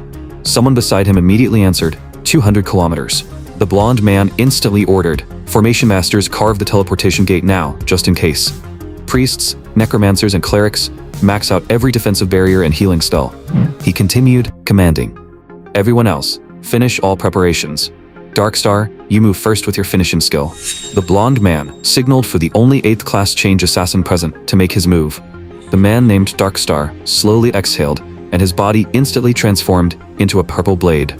The blade gave off a cold glow, its sharp tip aimed into the distance. In the next second, Darkstar shot forward at blinding speed. On the other side, Chu-Ching was still asking, "If you're this powerful, why did you only activate your class this year?" Xuanyi suddenly said, "Remember to hold onto my neck in a moment." Chu-Ching's heart suddenly skipped. She had indeed had a crush on Xuanyi in high school, but that was already in the past, and now she had even been his teacher. Just as Chu-Ching was muttering to herself internally, a sharp sound of tearing air suddenly arrived. The air exploded, the blade trembled, and a buzzing sound ripped through the sky. From the distance, a dazzling purple sword light shot toward them. Xuanyi had already prepared for it. He instantly activated bullet time and pulled Chu-Ching into his arms. He dodged with Chu-Ching in his arms. Then the purple divine sword flashed past the space behind them at extreme speed, instantly piercing a massive hole through the void. Far away, Darkstar was shaken to the core. "My attack was dodged by a gunsmith? How is that possible?" The blonde man immediately ordered. Darkstar's assassination failed. Activate teleportation. In the next moment, the Formation Master activated the temporary teleportation array carved in advance. More than 100 class changers crossed through the void and descended directly above Xuanyi's location. A massive, 6-pointed circular array opened in the sky. Immediately after, large numbers of high-level class changers fell from it like drifting leaves. The killing intent they had suppressed for so long was released without reservation at this moment. Xuanyi suddenly picked Chu-Ching up with one arm. Chu-Ching lost her balance and quickly wrapped her arms around his neck. Only now did Chu-Ching finally understand what he meant earlier. Xuanyi said in a low voice, "You asked why, right? This is the answer." As he spoke, his other hand had already drawn the Hellfire shotgun, ready to fire. The blonde man drew the Sword of Judgment and roared, "Everyone, attack that gunsmith. Don't spare the woman either." The blonde man slashed out several waves of sword energy, and the other class changers all unleashed their ultimate skills as countless attacks rained down from the sky. Facing the storm of killing moves, Xuanyi pushed Quantum Step to its limit for the first time. Holding Chu-Ching with one arm, his body moved as fast as lightning. He flashed repeatedly across the battlefield, dodging the skills raining down from above. At the same time, the Hellfire shotgun in his hand kept spitting blazing fire. Eye of Apocalypse helped him detect every potential sneak attack. Bullet Time helped him dodge and confirm angles of assault. And Quantum Step completed the instant movement. This was the first time Xuan Yi had fought so seriously. With elegant movements, he swept across the entire battlefield like an untouchable phantom. Whenever he used Quantum Step to flash behind an enemy, the first thing they saw was the dark muzzle of death. Meanwhile, Chu Qing kept her eyes tightly shut and clung to his neck. For a moment, cries of pain rang out across the entire battlefield. 100% armor piercing, every one of this man's attacks deals true damage. Our defensive barriers are completely useless. He's too fast. That instant movement must be an awakened skill, right? My slowing ray can't hit him at all. He even dodged the bullet I fired after aiming. How can he have reaction speed like this? Although these high-level class changers had extremely high bodies and health, they still could not hold up in front of 100% true damage. The blonde man roared, "Darkstar, use the void-cutting sacred blades we brought. Use the void to defeat the void. Everyone spread out. I'll break his quantum state." Darkstar immediately took out a pair of void demon blades. At that moment, Xuan Yi suddenly stopped, and everyone instinctively turned to look at his position. In the next instant, an ominous premonition surged through everyone's hearts. Around Xuan Yi in the sky, countless celestial mecha fragments began to appear. All the fragments rapidly assembled, transforming into a metallic mecha Buddha. The oppressive pressure from the giant Buddha felt like a mountain pressing down on everyone's chest. Wasn't the thing in the previous video Cyber Guanyin? How had it turned into a Buddha now? On the other side, Jiang Yue, wearing a guild uniform, was leading a large group of mechanical maze members over. As they approached, the Mecha Buddha suddenly came plummeting down from the sky, forcing them to stop in shock. Jiang Wei had come here because during her earlier investigation at the Mechanical Maze branch, she had already confirmed that Xuan Yi had awakened Mechanical Ascension. At the same time, she had discovered suspicious people near the border who seemed to be organizing an assassination attempt against Xuan Yi, so she immediately led her people over. At that moment, the giant Mecha Buddha crashed down with a thunderous impact, raising a massive dust storm. More than 10 assassins were caught in its massive mechanical hands and crushed on the spot. Wind-type class changers hurriedly activated their skills to blow away the dust obscuring their vision. The others also quickly scattered to avoid being crushed on the spot. The 8th class change mage released a killing move without hesitation. He waved his staff, and arrays for immobilization and slowing spells immediately appeared in the air. Earth-type class changers also cooperated by casting movement restriction skills. Seeing this, the others threw all kinds of control skills at the Mecha Buddha. In the next second, a 10,000-meter fire dragon roared and smashed fiercely into the Mecha Buddha, twisting the surrounding air with its extreme heat. The fire dragon charged forward with the force to burn everything in its path. The Mecha Buddha's electronic eyes lit up with brilliant golden light, and a mechanical golden bell barrier spread out around it. The fire dragon and golden bell collided violently. Huge flames swallowed the Mecha Buddha's entire body, and the nearby forest instantly caught fire under the scorching heat wave. Towering flames painted the entire battlefield into a world of fire. Some class changers below continued casting spells, while unable to stop themselves from discussing it. This is one of the forbidden spells mastered by an 8th class change mage. The temperature it produces is even higher than the surface of the sun. And this 10,000-meter fire dragon has the blessing of a flame orb, so its power is twice that of a normal fire dragon. Even the Mecha Buddha should melt, right? Burn it. Today, we're killing a god. The class changers surrounded the massive fireball and stared hard at the changes inside. But the blonde man did not let down his guard. He immediately warned, "Everyone, don't get careless. Keep attacking the fireball around the mecha." He did not believe that the legendary mechanical ascension user would be dealt with so easily. So he took the lead and fired dozens of golden energy spheres. The golden energy spheres slammed into the Buddha inside the flames, and the other class changers followed without hesitation, unleashing more dazzling attacks. Skills rained down like a meteor shower. But what everyone heard was only the echoing feedback from the Mecha Buddha's protective golden bell. That golden bell barrier remained completely intact, even after being swallowed by the 10,000-meter fire dragon. In the next second, a giant iron fist suddenly blasted out from the flames. Space was torn apart by the overwhelming force. With a bang, the body of the class changer at the very front collapsed and turned into blood mist on the spot. "The Mecha Buddha isn't dead," the assassins cried out in shock. As the bell rang again, the golden bell barrier burst outward, scattering the raging flames. The Mecha Buddha charged into the crowd and pulled its arm back like a compressed spring. Xuanyi activated the mecha's built-in skill, 100 punches per second. The Cyber Mecha skill activated, and the Mecha Buddha launched a brutal assault against the assassins. Then a scene appeared that every class changer present would remember for the rest of their lives. The Mecha Buddha's giant iron fist smashed down on the class changers in front of it like a storm, moving so fast that after images appeared. Any class changer struck by the iron fists died instantly. Someone broke down and shouted, "Are we assassinating someone, or are we fighting a boss?" On the other side, the mechanical maze members at the edge of the battlefield were also shocked, speechless by this battle. They repeatedly asked Zhang Yue when they should attack. Zhang Yue only said calmly, "No rush. If necessary, I'll make the first move." At the center of the battlefield, the remaining class changers were still attacking the giant Buddha. They tried to find a weak point in the mecha. Suddenly, the assassin Darkstar shouted, "Everyone, move aside." The dual blades in his hands had already been enhanced with over 1,000 layers of buffs.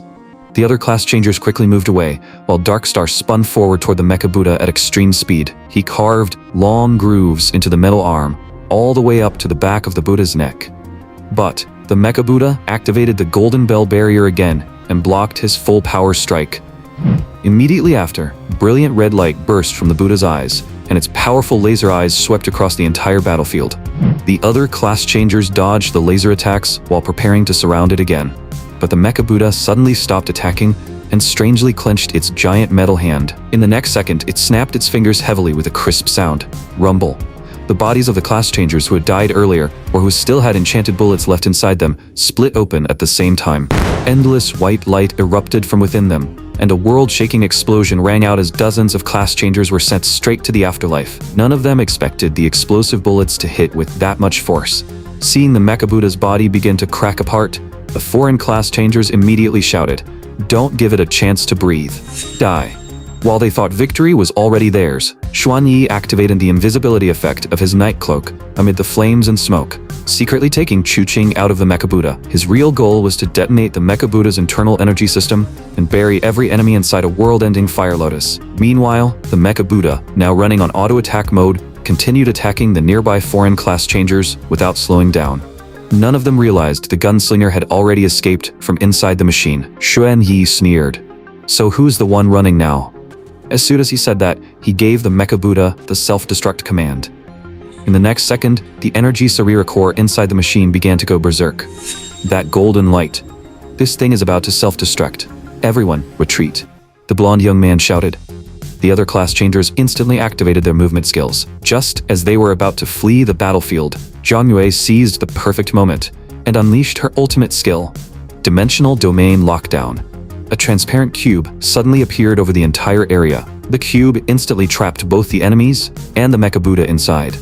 The class changers trying to escape were slammed back by the invisible barrier, their eyes filling with the terror of approaching death. Only then did they realize they had already fallen into the Dragon Nation's trap. Zhang Yue softly commanded, "Close." With a light crunch of her hand, the cube barrier began shrinking violently. At that exact moment, the energy Sarira core inside the Mecha Buddha completely detonated. A world-shaking explosion erupted, and the world-ending fire lotus bloomed in an instant. The terrifying flames burned every enemy into ash. To make absolutely sure no one survived, Zhang Wei activated another skill, and a colossal mechanical hand suddenly formed in the sky. The giant hand came crashing down, shattering the cube completely. As for the class changers trapped inside, they were already dead beyond dead. When Xuanyi saw Zhang Yue arrive with a whole group of people, he finally understood. His troll of an aunt was actually an awakened too. And judging from her presence, her position in the Mechanized Citadel Guild was definitely not low. She must have arrived long ago and simply watched from the side the whole time. From a distance, Jian Yu only raised a finger to her lips, signaling for him to save his questions for later. As for Chu Qing, the secret of mechanical ascension was far too important, so the guild needed to give her a Men in Black style red flash memory wipe, making her forget everything that had happened today. The moment they returned home, Zhang Yue changed back into her usual outfit and stretched lazily. Now that was a satisfying battle. I'm exhausted. Xuanyi was speechless. You only used one skill. How are you exhausted? And you call that satisfying? Zhang Yu immediately shot back. Oh please, you awakened such a powerful class and didn't even tell me. Xuan Yi refused to back down. You're one to talk.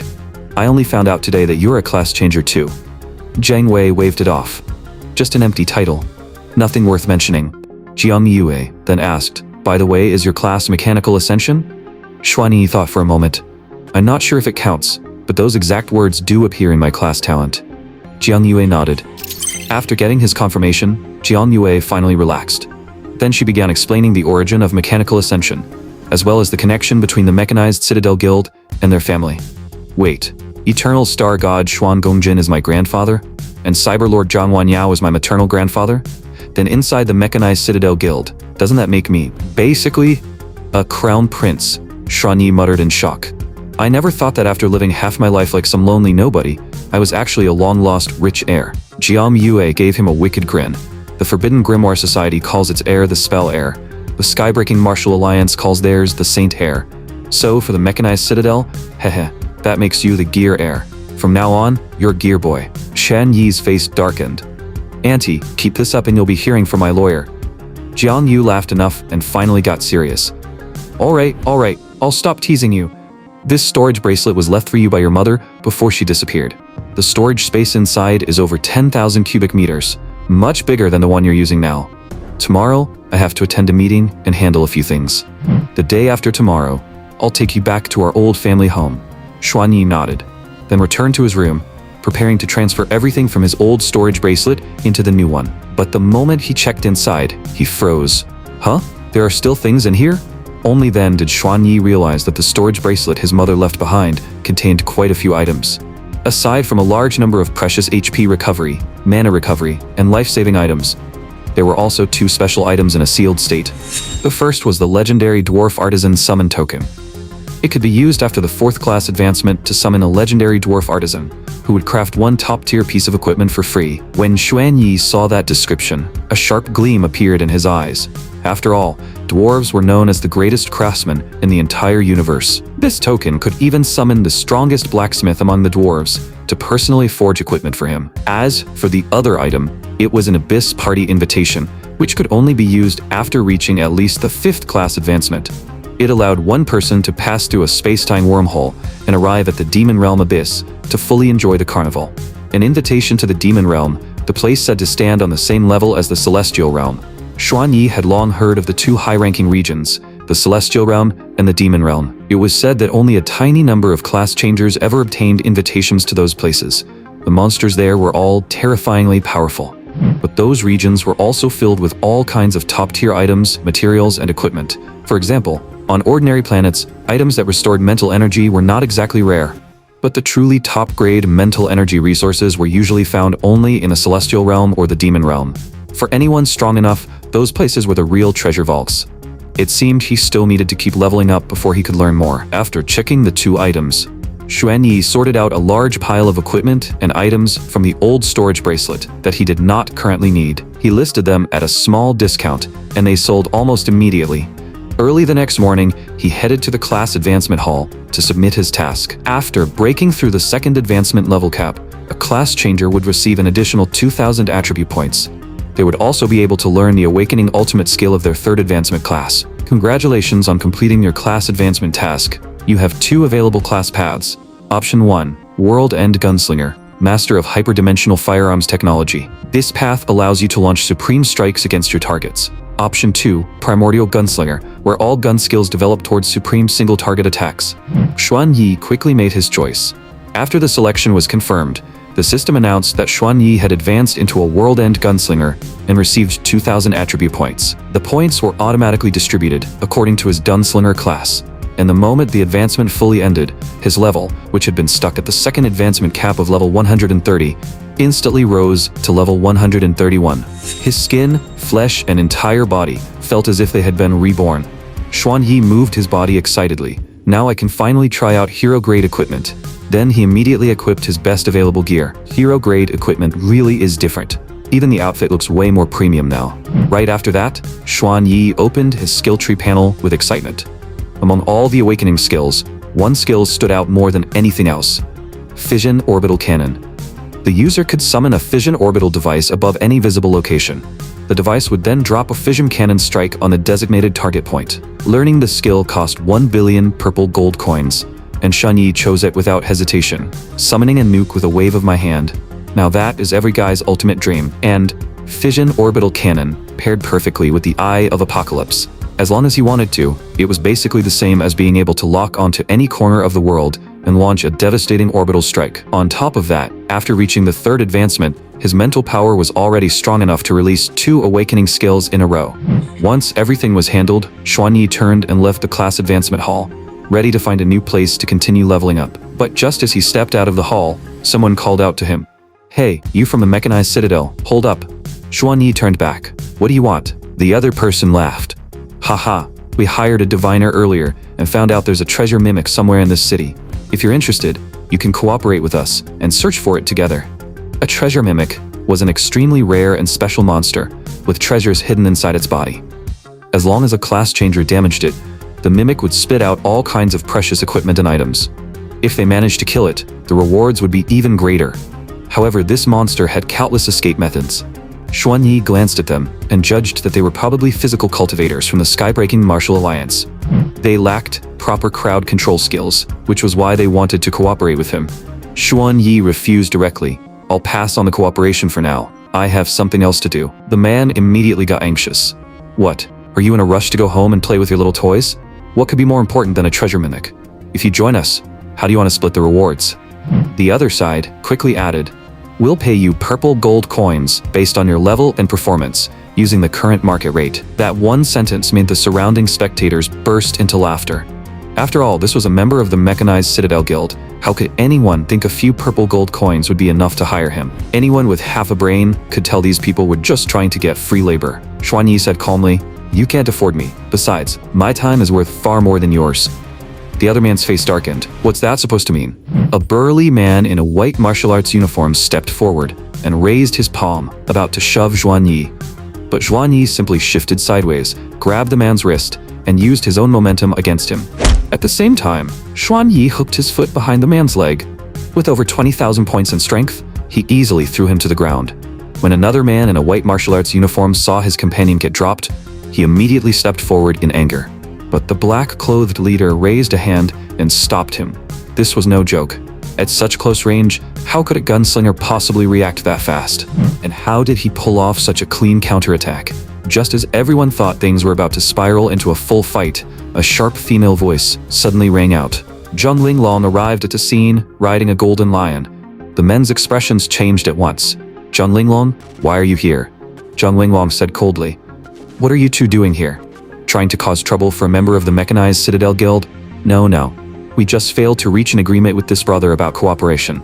Since he isn't interested, we won't force it." One of them could not help asking, "Don't tell me you came all the way here just to help him out."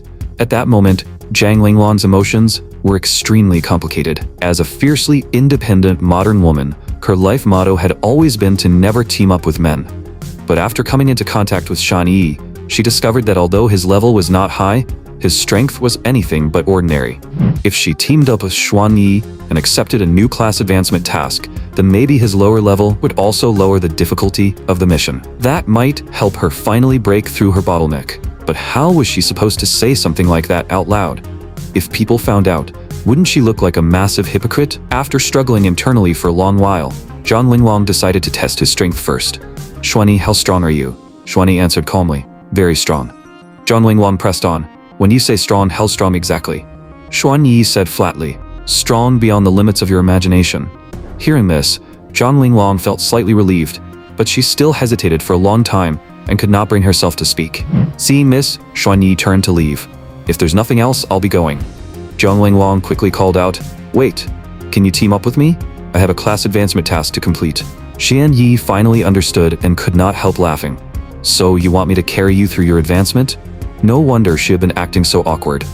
Zhang Linglong immediately said, "I won't ask you to work for free. As long as you help me complete the advancement task, I can transfer 8 million guild points to you as thanks." Zuni heard the offer and nodded decisively. "Fine, I'll do it." Zhang Linglong let out a breath of relief. "Then let's go. I'll accept a new advancement task." Although abandoning an existing task and taking a new one would increase the difficulty, Based on the strength Xuan Yi had just displayed, it should not be a problem. Soon, Zhang Linglong arrived before the class advancement stone tablet and directly gave up her original advancement task. Her original mission was to win 33 consecutive matches in the arena. Although she could maintain an extremely high win rate there, winning that many matches in a row was simply too difficult for her. Very quickly, a new class advancement task appeared. The requirement was for her team to clear 100 floors of the Prodigy Battle Shadow Tower. Zhang Linglong's face changed instantly.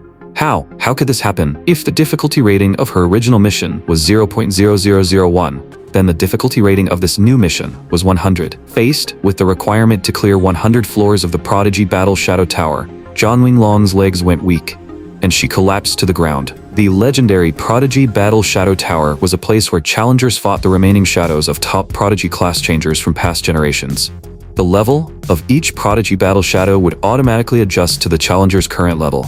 However, every top genius inside that tower was a brilliant monster rarely seen even once in a century. Clearing 100 floors of the Prodigy Battle Shadow Tower meant defeating every super genius from ancient times to the present who had ever left a shadow inside the tower. In other words, she had to beat them all. This was 10,000 times harder than Zhang Linglong's original advancement task.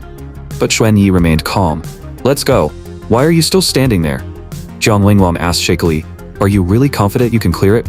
Xuan Yi only said, "I told you, I'm strong." After leaving the class advancement hall, the two of them were originally supposed to visit the jar merchant first to buy entry passes for the Void God Realm. As it happened, Zhang Linglong already had several entry passes on her. That saved them a lot of trouble. She said, "We can directly lock on to the location of the Battle Shadow Tower in the Void God Realm." As she spoke, Zhang Linglong handed Xuan Yi one of the tickets.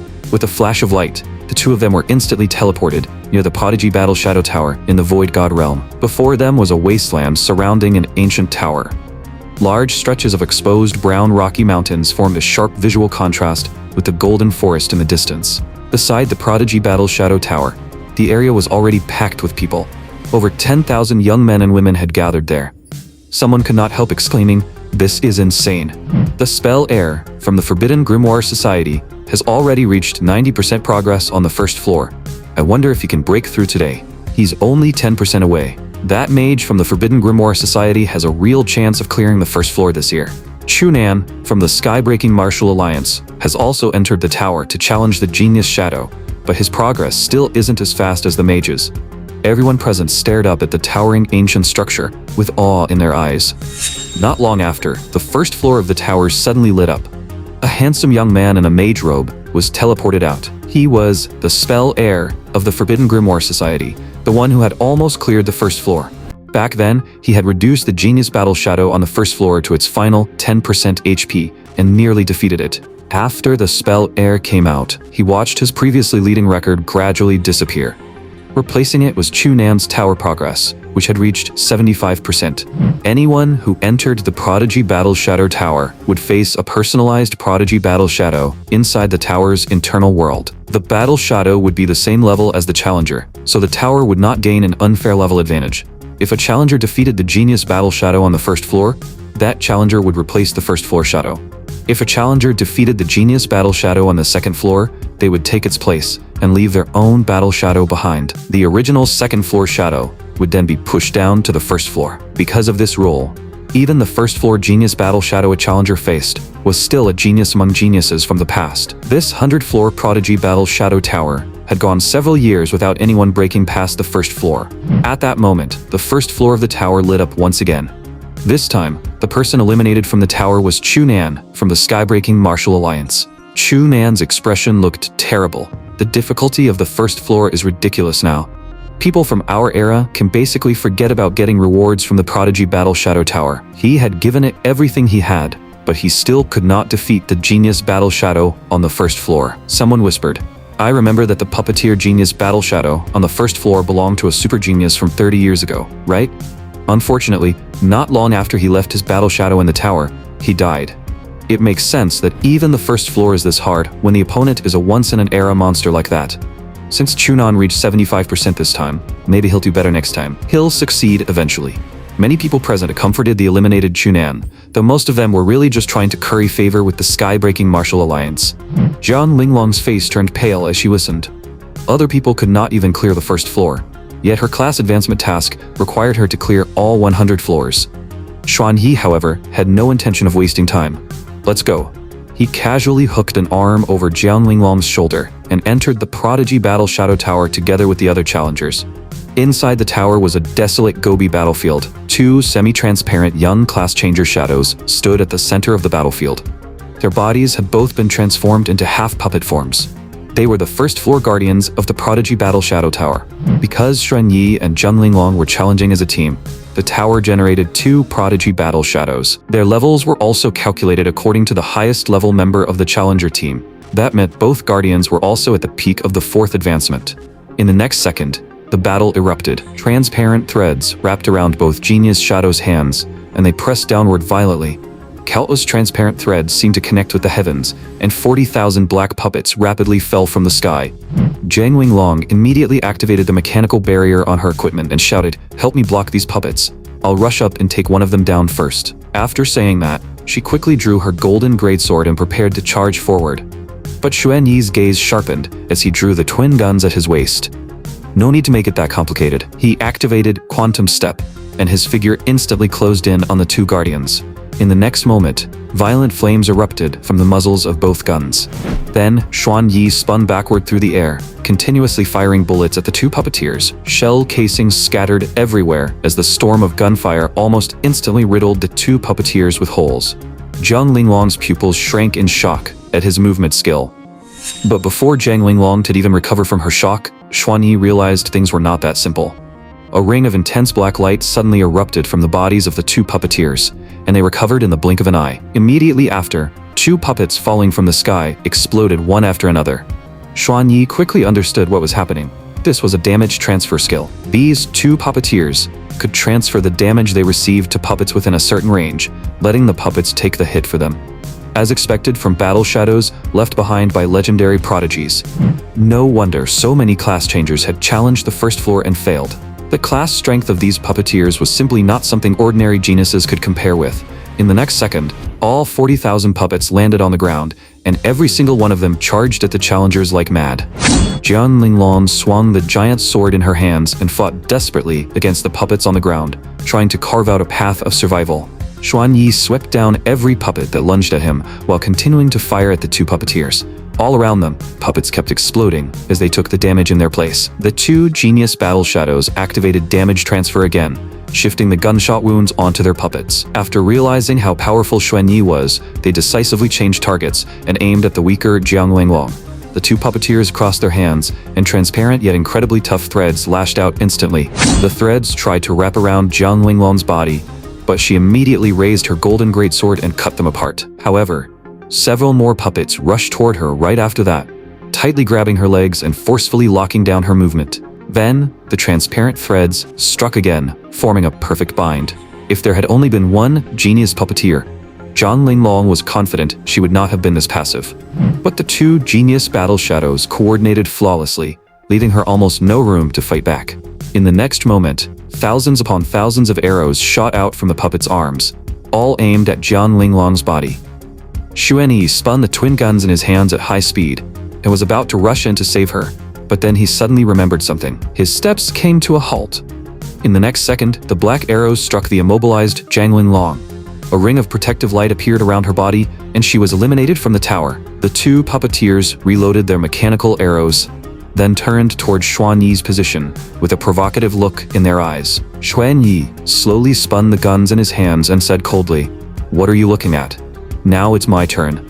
At that moment, Jiang Linglong had already turned into a ball of light and was teleported outside the tower. It's over.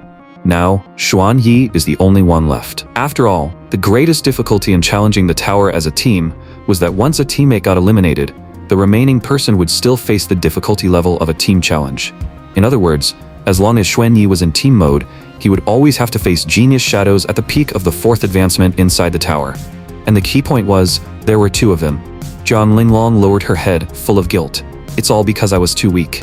Meanwhile, in another area outside the Prodigy Battle Shadow Tower, someone began mocking them. The young people of Dragon Nation are getting worse with every generation. They can't even get through the first floor of the tower. A blonde middle-aged man from Eagle Nation burst out laughing. A Dragon Nation class changer immediately snapped. "What would a foreigner like you know? The first floor of Dragon Nation's tower is harder than the 10th floor in your country. The blonde man snorted. That only proves the prodigies from your country's past were all trash. Then why don't you try challenging it yourself, instead of running your mouth? The blonde man sneered. I have no interest in challenging your country's tower. Besides, if Xuanyi really clears Dragon Nation's Void God Realm Prodigy Tower and gets his name displayed on it, wouldn't that be a massive slap in the face for all of you? Of course, the blonde man was not going to fall for their provocation. He knew very well that he could not clear this tower, but as long as he could boost Eagle Nation's prestige with his mouth, that was already enough. Just because we failed the tower doesn't mean no one else in Dragon Nation can succeed. There are still many domestic geniuses who haven't challenged the Void God Realm Prodigy Tower yet. The blonde man scoffed. Is that so? Then who else in Dragon Nation can clear it? Yuan Shu of Lingnan, the Talisman Heavenly Master, can carve 100 talismans with a wave of his hand. The blonde man immediately fired back. Limited power, flashy on the outside and hollow on the inside. Talisman classes fell out of the meta ages ago. Jiang Linglong of the Mechanized Citadel, the Radiant Paladin, can stack 100 enhancement halos on herself. The blonde man sneered. She didn't even inherit the Xuan family's mechanic class. She's just a woman with nothing but an empty reputation.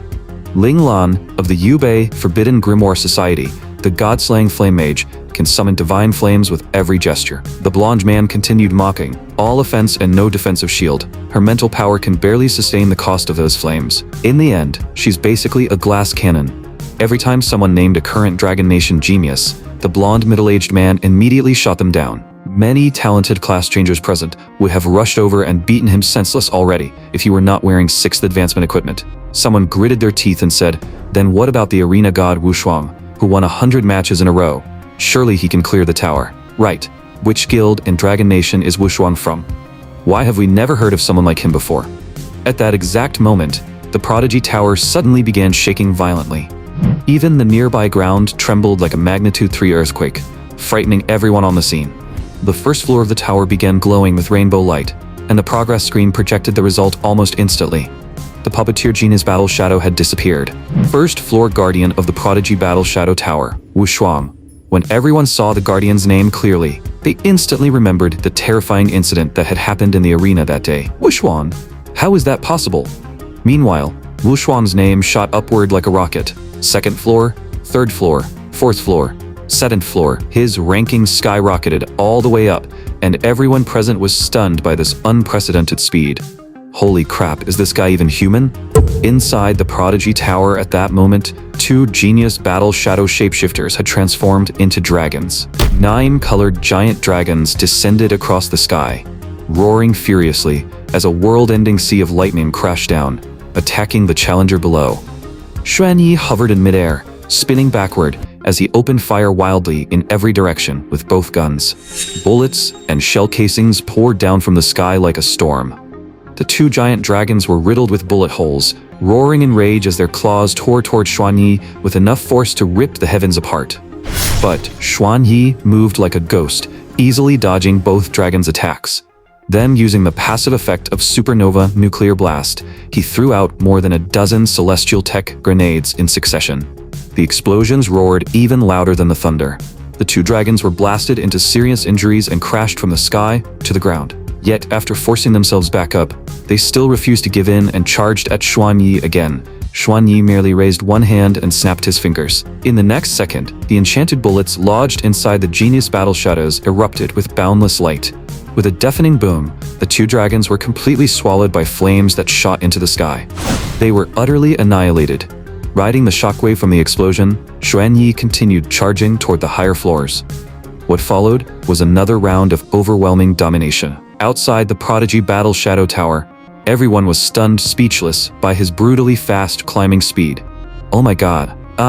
Wu Shuang has already reached the 37th floor. But why is he in team mode? His teammate's ID isn't showing. Did his teammate already get eliminated? That's insane. Doesn't that mean this god-level challenger has to fight at least 2 genius battle shadows on every single floor? Everyone present was stunned. After all, anyone capable of leaving a battle shadow inside Dragon Nation's Prodigy Tower was a supernova-level genius. Was Wu Shuang really a god? Could even a casual move from him already represent the absolute limit of this tier? As his name shot up to another floor, Everyone present was completely convinced. Don't tell me Wu Shuang is really going to clear all 100 floors of the Prodigy Tower. Xuan Yi's floor count was still climbing higher and higher. Everyone's heart rose into their throat as his number kept jumping. Floor 91, floor 93, floor 97, floor 99. The final floor. At this moment, everyone held their breath, and every eye locked onto the top of the tower. The 100th floor was where the strongest genius Battle Shadow stood. Mythic card master Xuan Xinghe could summon every mythical beast in the world, and the strength of those beasts would stay synchronized with Xuan Xinghe's own level. It was because of this absurdly powerful class ability that Xuan Xinghe had remained firmly seated at the 100th floor of the Prodigy Tower. From ancient times to now, no one had ever shaken his position. For 100 years, no one had climbed back to the top of the Prodigy Tower, let alone seen Xuan Xinghe's battle shadow again. And now, on the 100th floor of the tower, the world inside was an endless primordial wasteland. Shan Yi arrived on the final floor with twin guns in hand, and before him stood two handsome young men in snow-white robes, their eyes shining like stars. In the next moment, both of them scattered countless cards into the sky. The cards transformed into powerful beasts, one after another. Facing all kinds of legendary mythical beasts, Xuan Yi did not panic at all. He clapped both hands together and activated two awakening skills at the same time. Flesh is weak. Mechanical ascension is eternal. All of you, welcome your glorious evolution. Cyber Guanyin and Mecha Tathagata descended from the sky, blasting up a massive cloud of dust. Xuan Yi hovered in the air, gazing toward the mythical beasts in the distance. The two giant mechs activated auto battle mode and stood on his left and right. All the mythical beasts roared and charged toward him. Xuan Yi made a chopping gesture with his hand, and the electronic eyes of the two giant battle mechs lit up with deadly red light before they charged at every mythical beast. Cyber Mech skill, 1 second barrage punch. Cyber Mech skill, Plasma Dharma Seal.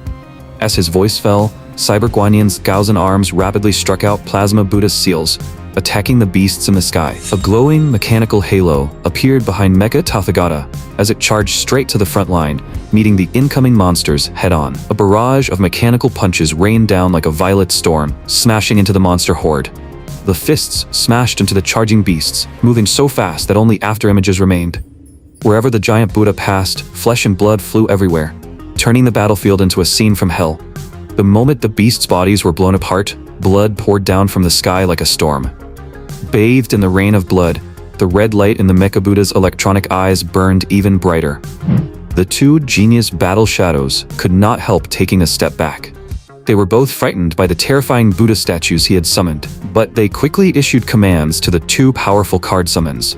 The Xuan Xinghe on the left played the card 1 Chi into 4, and followed it with a fusion release card. The ancient primordial beast erupted with dazzling purple-black light, and its body split apart in an instant. Yinggo, Hoqing, Hanba, and Zhangchen, the four grape zombie ancestors, appeared at the same time. The entire world transformed into a vision of corpse mountains and seas of blood. White skeletons kept rising from the ground, turning the primordial land into a vast ocean of bones. The Xuan Xinghe on the right then played Dragon Vein Awakening card. The card sank into the body of the black dragon Tin Nidhogg. Nidhogg's body gradually expanded until it became as massive as a mountain range. Its entire body was covered in flames and lava as it shot straight up to the highest sky. Then its wings spread wide, and it dove down at terrifying speed, dragging endless flames behind it. The rising fire looked as if it would burn the entire world to ashes. Xuan Yi gave the mechs an order: destroy those two beasts. Aside from self-destruction, the two mechs had never gone all out before. This time was the perfect moment for them to unleash their true power. The metal Guanyin fully extended its 1,000 arms. Like a peacock spreading its tail, every palm produced a closed metallic eye. Cyber Mech skill, World End 1,000 Eyes. Over 1,000 laser beams shot out, all firing toward Nidhogg as it dove from the sky.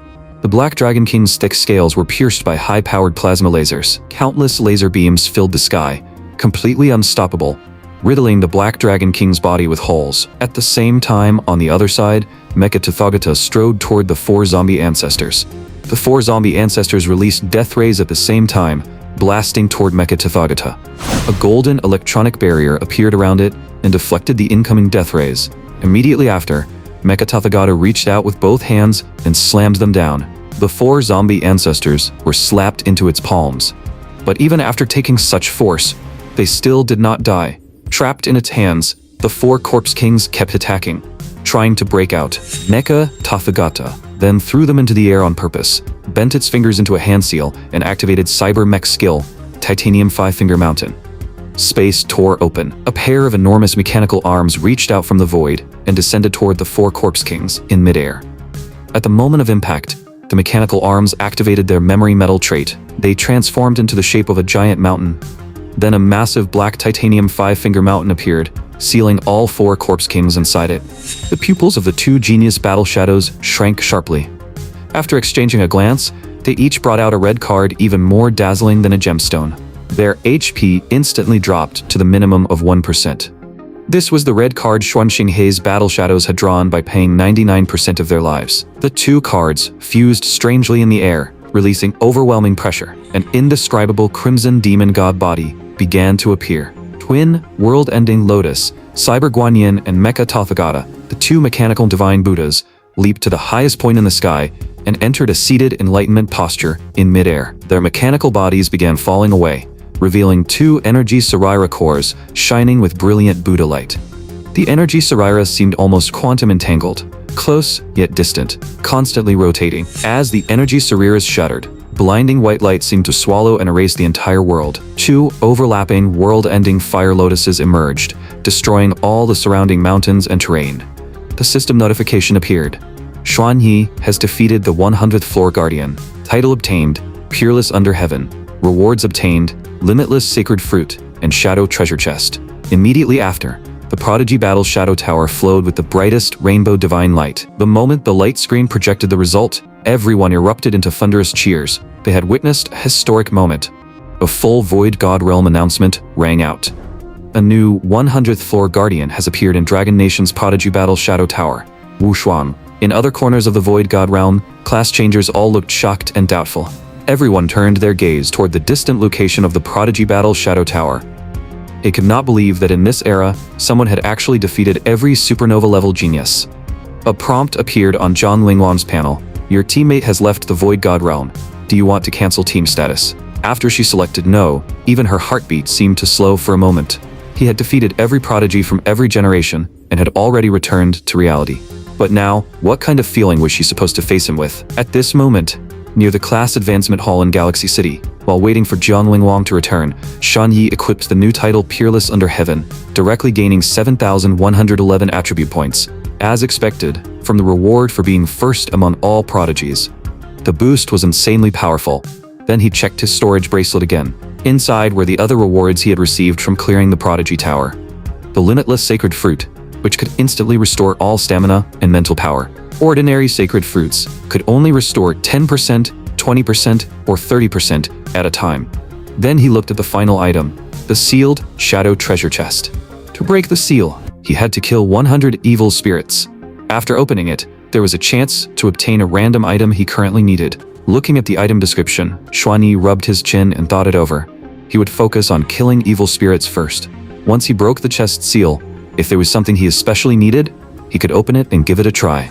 Just then, a crack appeared in the void, and Zhang Linglong gently landed on the ground. Her face was slightly red, and her expression looked somewhat unnatural. She stood there awkwardly for a long time without speaking. Xuanyi called out to her, "Hey." Zhang Linglong still lowered her head nervously. Is your arena ID Wushuang?" Xuanyi nodded. "Yeah, why?" Hearing this, a flash of light crossed her eyes. So it really was him.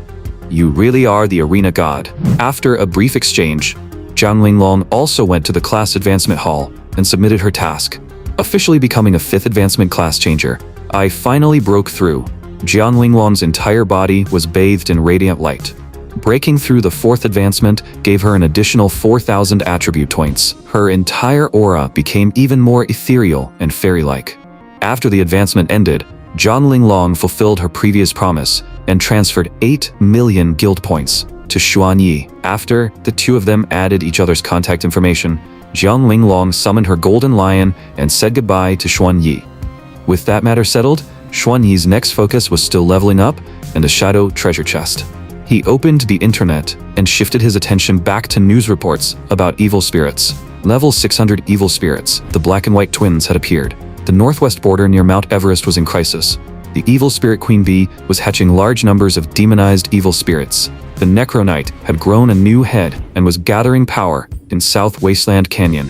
After deciding which area to head toward, Xuan Yi saw that battles were breaking out everywhere. Perhaps the reason his class existed was to tear through all these monsters until not a single one remained. Soon after, in Shaiyun City on the western border, the city's defensive light barrier was being bombarded by flaming meteors from the distance. At the teleportation array center inside the city, the elderly, women, and children formed a long line, anxiously urging the people in front to move faster. Inside a tavern in Shaiyun City, unlike the long evacuation line outside, many men were still staying inside and drinking.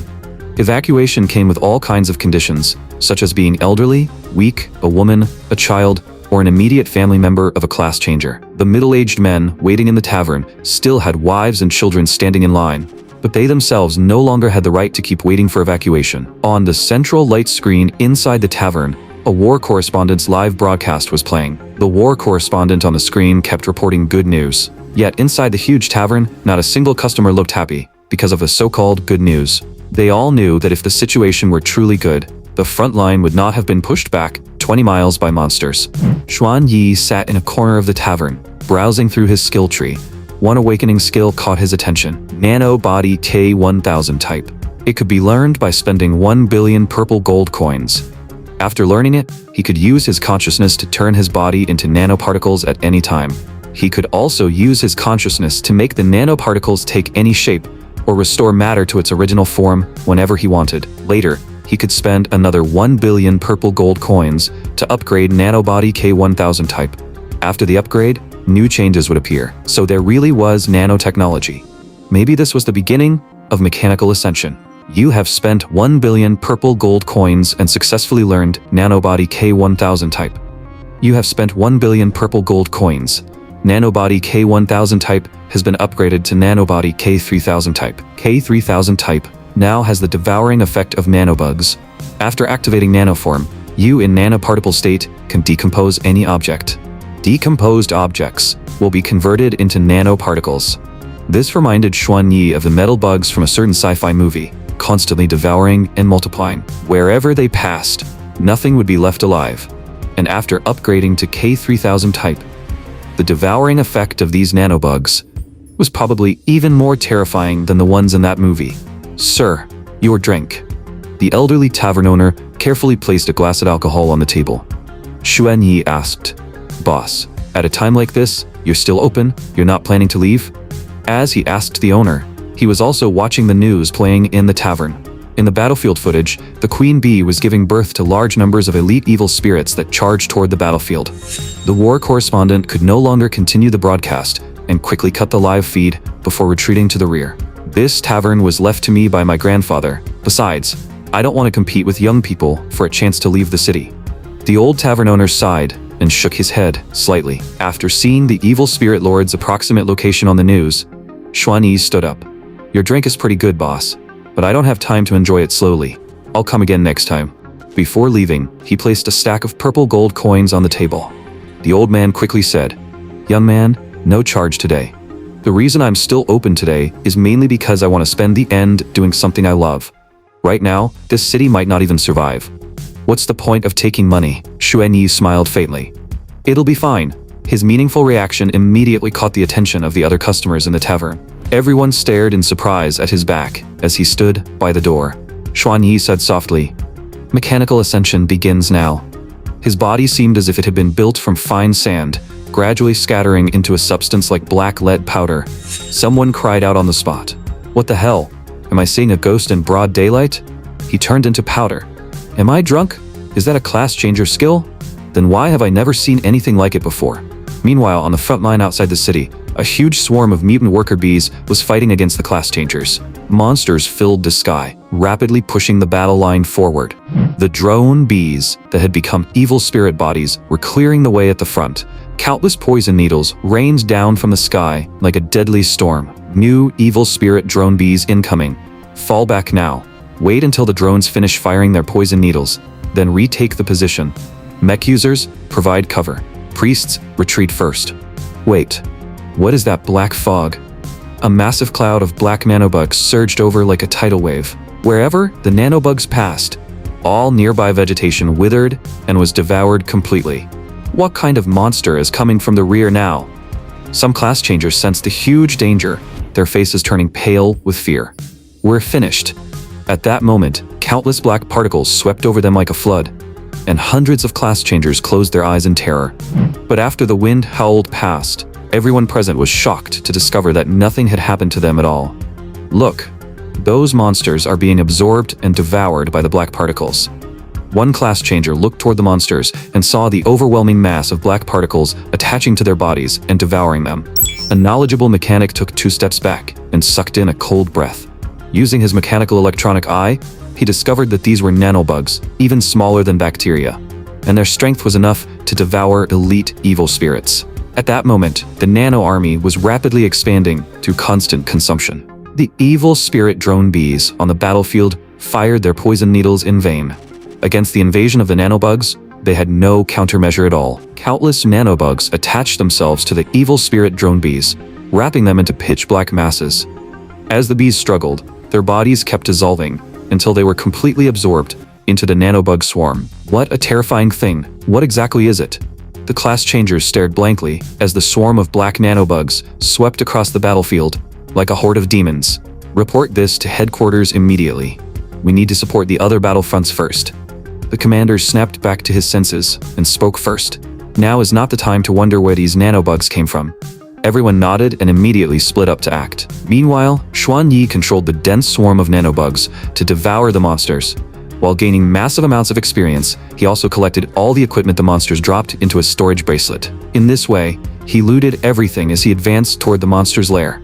Soon, up ahead, a giant hive appeared, as huge as a skyscraper. Xuan Yi lowered the cloud of black nanoparticles from the sky. The particles returned to his original body form. Around him was the nano army that had split and multiplied through devouring. The guard worker bees noticed the abnormality and immediately sounded the alarm. Very quickly, tens of thousands of monsters poured out of the hive. As expected, a queen bee-type evil spirit really does have enough subordinates. Xuan Yi swept his gaze over them. Just in front of him, there were more than 200 elite evil spirit monsters alone. They all fired poison needles at him. Xuan Yi waved his hand, and the black nanobugs in the sky surged forward, directly erasing every incoming poison needle. That's your attack? Then, Xuan Yi leaped high into the air. With a single thought, all the nanoparticles began empowering his body, rushing toward him in unison. A giant storm formed in midair as the nanoparticles fused together. When the nanoparticles finished gathering, a 100-meter-tall black giant appeared. Elsewhere, evil spirit bee swarms across all battle zones were retreating in huge numbers, flying madly back toward the hive. This was the first time the class changers present had ever seen these monsters act so nervous. Why are they in such a hurry? Is the queen bee having a difficult birth or something? She's been giving birth to so many monsters lately. The poison bees from every battlefront are heading back. The hive may have reached a life or death moment. Division Commander Chu Nantian, wearing a mage battle robe, raised his hand and fired a magma beam, piercing straight through the body of a distant demonized worker bee. But the demonized worker bee ignored its injuries and kept flying toward the hive. Commander Chu, this is probably related to the nanobugs reported by the class changers. Chu Nantian frowned deeply. He had seen descriptions of terrifying creatures like these in the celestial realm. Nanobugs? Then let's see whether the hive has nanobugs or not. After saying that, Chu Nantian cast a spell and summoned a magic crystal ball.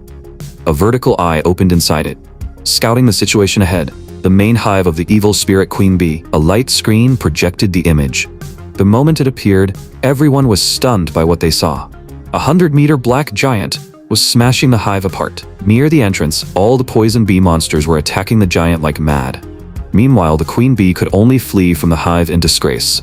That monster, don't tell me it's the nanobug aggregate everyone was talking about. Those words made the scalps of every class changer present go numb. The black giant in the image was practically impossible to deal with. At one point, an evil spirit guard bee finally seemed to tear off a small piece of its body. But the scattered nanobugs instantly wrapped around the attacking bee, erased it completely, and merged back into the giant. Large numbers of poison bees returning from the battlefield quickly joined the fight against the black giant. The 100-meter-tall giant dominated the battlefield, smashing its black fists into the massive hive and completely destroying the nest where these monsters lived. The queen bee's 4 great guards extended long needles as thick as wrists, moving so fast that the naked eye could barely follow them as they constantly circled the black giant and attacked. But every time the giant's body was cut open, it quickly recovered, as if it had infinite healing and could not be truly harmed. If I only transform into a humanoid form, then before nanotechnology is fully unlocked, its power really is a bit weaker than my other awakening skills. During the battle, Xuanyi gradually adapted to using his nanobody. Although he had already destroyed the entire hive, relying only on a humanoid form still made it hard to clear out every evil spirit bee. In that case, I might as well stop pretending to be human. As that thought crossed his mind, the black giant's body collapsed with a boom. Countless nanoparticles gathered again, forming a monster that looked like an octopus. At the same time, the magic crystal ball also projected the massive change on the battlefield. Mechanical Kenge, that level 400 monster that appeared in Mo City last time. Those nanoparticles really are a monster, has Mechanical Kenge revived in a new form. Xuanyi, now transformed into a Kenge-like octopus, swept across the battlefield. Dozens of black octopus tentacles perfectly showed what it meant to overpower all techniques with pure force. Large numbers of demon bees died on the spot and became experience points.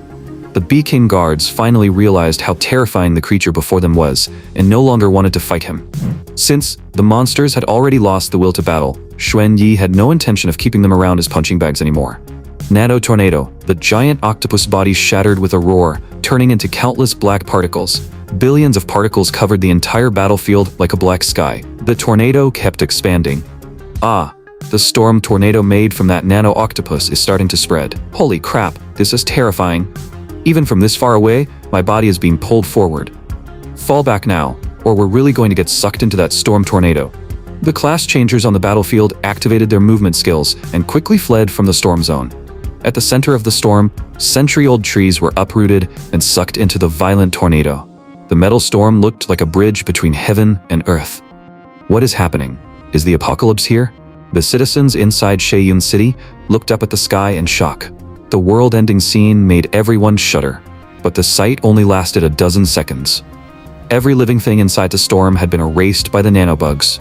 As a massive amount of experience poured in, the system notification rang out. Your current level has reached 219. You must complete the class advancement task to break from peak 3rd advancement into 4th advancement before you can continue gaining experience. It was bound to happen, so it seemed that the price of gaining an overpowered class was having class advancement tasks that tried their absolute hardest to make things difficult for him. Back when he had helped Chuqing and Zhang Linglong advance, each of them only had 1 advancement requirement. But for him, it started with 2 from the beginning, and now it had become 3. Looking at the tasks in front of him, he began thinking. The first one, doing something beneficial for Dragon Nation, was not difficult. Sakura Island had not been behaving peacefully lately, so it was perfect for completing that task. But what exactly were the crystal core fragments required for the second task? Seeing this, he immediately opened the internet and searched for information, wanting to know what monsters he needed to kill to obtain them. While searching, he also discovered that these fragments were excellent materials for forging equipment or improving weapon quality. However, they were extremely difficult to collect. All kinds of fragments could only be obtained from treasure mimics, and one treasure mimic would drop at most 1 fragment. The third task was actually quite interesting. He looked at the final advancement task and analyzed it. Inside the Forest of Sin dungeon, he could encounter monsters he had personally killed before. For other class changers, this would probably be extremely despairing, since they would have to face the monsters they had once killed, all at once. But to him, it felt more like meeting old acquaintances again. Catching up with those old friends wouldn't be half bad. At the same time, in Galaxy City, violent winds howled around the sky-piercing tower and dense dark clouds filled the sky above it. The higher-ups of Dragon Nation's 2 top guilds, the Skybreaking Martial Alliance and the Mechanized Citadel, were both holding a meeting here, but everyone's expression was tense. According to information gathered by undercover agents on Sakura Island had already confirmed that it would discharge a massive amount of toxic wastewater into the ocean. Someone snorted coldly and said that the only reason they dared to do this was because Evil Nation had silently approved it from behind the scenes. Someone else said that even now, the Western Alliance had made almost no statement. If toxic wastewater entered the ocean, the monsters under the sea could mutate from the radiation. Could they really withstand the anger of countries around the world? The intelligence also said that Eagle Nation's super-tier mage, along with a large group of powerful class changers, had secretly landed on Sakura Island yesterday. That super-tier mage from Eagle Nation was best at creating tsunamis. Toxic wastewater plus a tsunami. Those bastards had completely lost their minds. The class changers in the room frowned, throwing out countermeasures, one after another. With Dragon Nation's strength, dealing with Sakura Island alone would be more than easy. The problem was, this matter involved far more than just two countries. Jiang Yue lightly tapped her fingers on the table, her expression cold. She gave the order to first release news that they wanted to negotiate. In her heart, she silently calculated both sides' bottom lines. Someone present raised the most important question.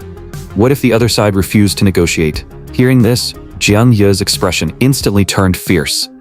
She said negotiation was just a formality. If they refused to negotiate, then Dragon Nation would have to personally search for the two Dragon Nation citizens who had mysteriously gone missing on Sakura Island. At first, the others present frowned in confusion. Then they understood. This was giving them a taste of their own medicine. At this moment, on Sakura Island, a full 1,000,000 tons of toxic wastewater were being stored in thousands of pools. Various arrays covered the surroundings, and large numbers of class changers stood ready. Someone reported that Dragon Nation had already sent a negotiation request, but they had rejected it. Once the order came down, they would discharge everything as fast as possible. They had long expected Dragon Nation to request negotiations, and possibly use some excuse to enter the discharge site. But right now, thousands of kilometers of coastline were under their protection and surveillance. Forget the Mechanic Guild's pulse missiles. During this period, not even birds or beasts could fly onto the island. Another latest update came in. In 5 minutes, Mage Poseidon would finish chanting the ancient forbidden spell. At that time, a level 10 mega tsunami would strike Dragon Nation, and they could discharge the 1,000,000 tons of toxic wastewater during that window. The member responsible for receiving messages told everyone to prepare. Everyone present looked tense and ready to act. Just then, a series of explosions sounded in the distance, each blast shaking the heavens and the earth. The source of the sound was in the outer waters of Sakura Island. In midair, a mechanical fortress like a castle kept attacking a golden-winged angel higher up in the sky. The endless attacks connected into a line. Omni-lasers, super electromagnetic cannons, and high-power microwave beams all blasted into the sky at the same time. Meanwhile, blessings surrounded the golden-winged angel as she swung out thousands of void sword slashes in a single second. After a chain of earth-shaking explosions, a class changer glowing with golden light, with 6 wings behind her and an angel halo above his head, stood in the air, holding the Judgment King sword as he blocked the mechanical fortress. Jian Wei stood at the top of the mechanical fortress, which was covered in all kinds of high-damage, high-tech weapons. Every weapon was charged and ready to fire. The golden-winged angel asked, "Is there really any need to keep fighting? We didn't settle things during the National War, so are you looking for a rematch now?" Jian Yu shot back coldly, "Since there's no need to keep fighting, then hurry up and get out of my way." The angel class changer snorted coldly and said Jiang Wei could talk after getting past her. In the next moment, a third eye appeared on the angel class changer's forehead, and dense light feathers grew from the wings behind her as he continued facing off against Jiang Wei's mechanical fortress. At this moment, Jiang Ye also received news that her companion's attack had failed. This time, Sakura Island and Eagle Nation had both sent teams of high-level class changers. After receiving the news, Jiang Wei's expression turned completely cold. She sneered and said that since the other side wanted to combine a tsunami with toxic wastewater, she would personally smash that tsunami apart. As soon as she finished speaking, the massive weapons fortress, as huge as a castle, suddenly split into 10 smaller fortresses. Every cannon barrel opened at once, preparing to launch long-range bombardment toward the tsunami. Seeing this, the angel class changer tightened both hands around the Judgment King's sword and said coldly, "If you want to stop the tsunami, you'll have to break through my blockade first." The sword turned, and over 100 angel clones quickly appeared in the air. Every angel clone fully spread their angel wings, which were covered in eyes. Just as both sides were on the verge of exploding into battle, a loud shout broke through the sky. The Eagle Nation class changer who had been sent there cried out in panic, saying that an unknown object had appeared above them. The strange and spectacular sight quickly drew the attention of every class changer on the battlefront. A gigantic fission orbital device, like a death flower from the underworld, was waiting to bloom. Xuan Yi stood on a mountain peak in Galaxy City and said coldly that they could keep that toxic wastewater and drink every last drop themselves. Earlier, when he saw his first advancement task, he had thought of his aunt's meeting today. Then, Strange blue light flowed through Xuan Yi's eyes. The Eye of Apocalypse gave him a clear view of the distant toxic wastewater base on Sakura Island. Fission Orbital Cannon had global strike capability, making it perfect for dealing with Sakura Island. At this moment, a large field of red deathlight covered the entire wastewater base. At the very center of the base, a huge square light marker appeared.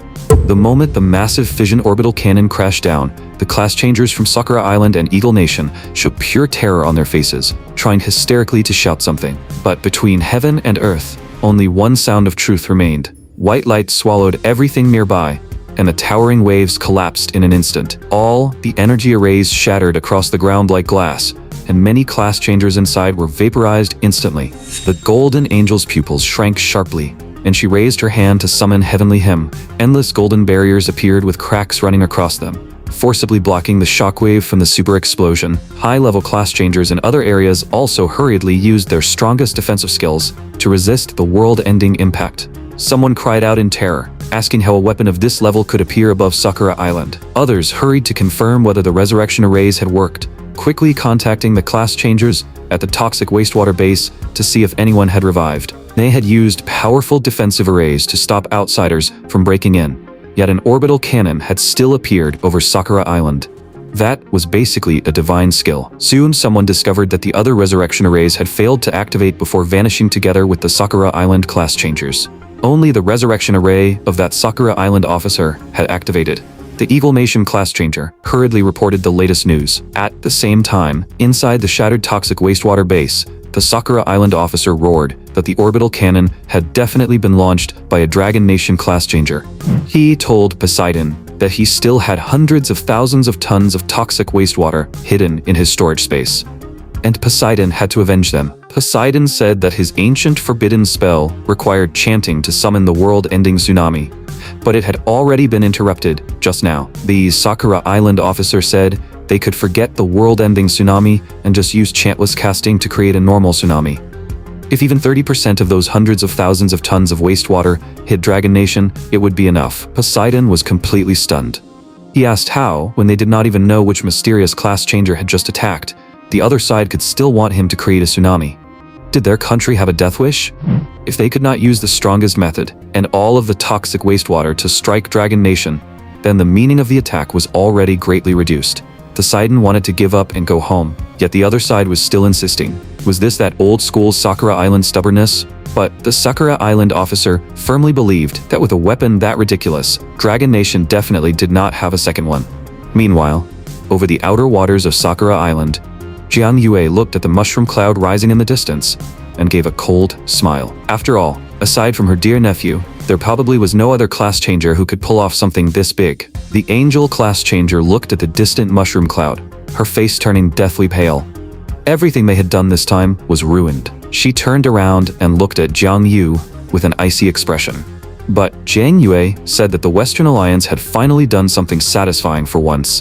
Since even they could not stand Sakura Island's actions, Dragon Nation would not pursue the matter this time. Jiang Wei also said that once Dragon Nation returned, they would spread the word about the Western Alliance's righteousness. As she spoke, she had already ordered all class changers to retreat. The Angel class changer was completely baffled.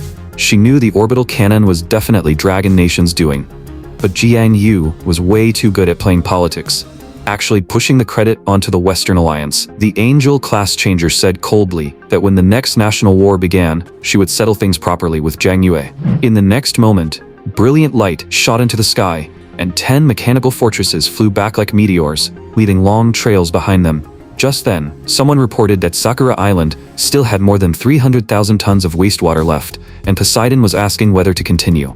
Fury burned in the Angel class changer's eyes. If they were going to be ruthless, then they would go all the way. To set up these top-tier defenses, they had spent enormous effort. The priests of both countries had even sacrificed more than half of their lifespans to build the resurrection arrays. Even if they could not deal a fatal blow, they still had to slow Dragon Nation's development. The class changer delivering the message immediately withdrew. Right after that, Poseidon activated the tsunami spell again. The sea surged and the waves that had just calmed down rose high once more, layer after layer of tides crashing over each other. Through the Eye of Apocalypse, Xuan Yi knew that Sakura Island was only making a final struggle. He sneered, feeling like the other side was questioning his professional ability. Since they were not satisfied, he would reward them with another shot. If they still did not die, then with the limitless sacred fruit restoring him instantly to full condition, the third fission orbital cannon would come next.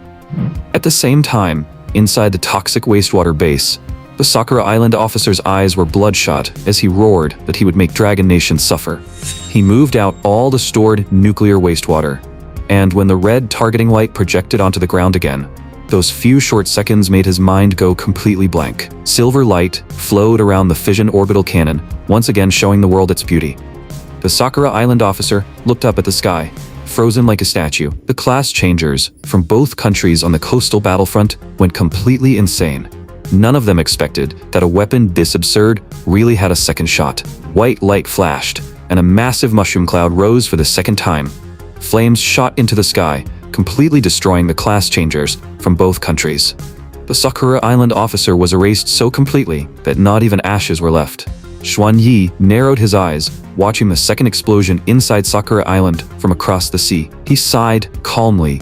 Another peaceful day. Later, in the Longcheng residential district, Zhang Yu was sitting in the living room, scrolling through the news. The report said that an orbital cannon explosion had appeared on Sakura Island, suspected to be the work of the Western Alliance. But Western Alliance diplomats repeatedly denied it, saying the situation was still unclear. Just as Jiang Ye was enjoying the news, she received another piece of good news. It was an image of the second mushroom cloud captured by domestic satellites. Jiang Yu paused for a moment and guessed that her dear nephew had made another move. Right then, Xuan Yi pushed open the door and walked in. He said that he had already completed the first advancement task. 2 shots in one go.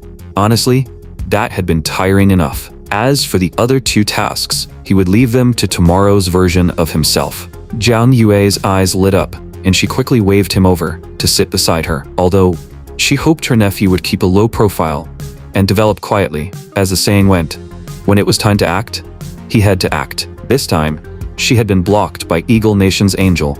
If her nephew had not stepped in, the consequences really would have been hard to say.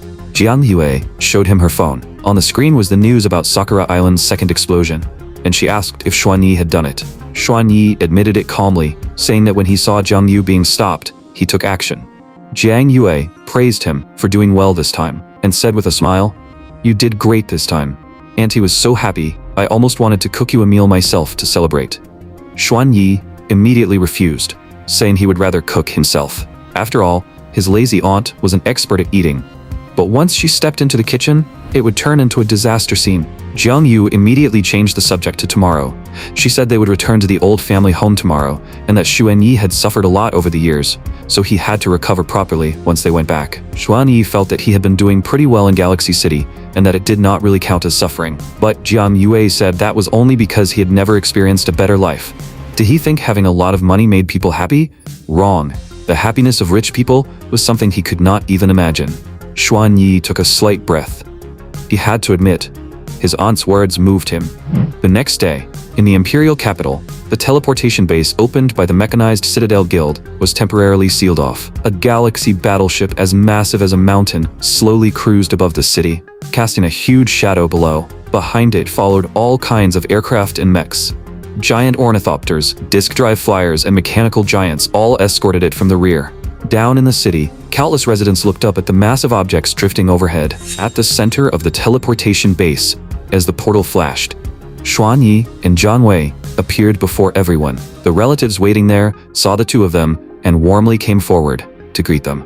Second uncle Xuan Zhen smiled cheerfully from the side and introduced them, saying these were Xuan Yi's uncles, aunts, and other relatives, and that they could head back first and get familiar slowly.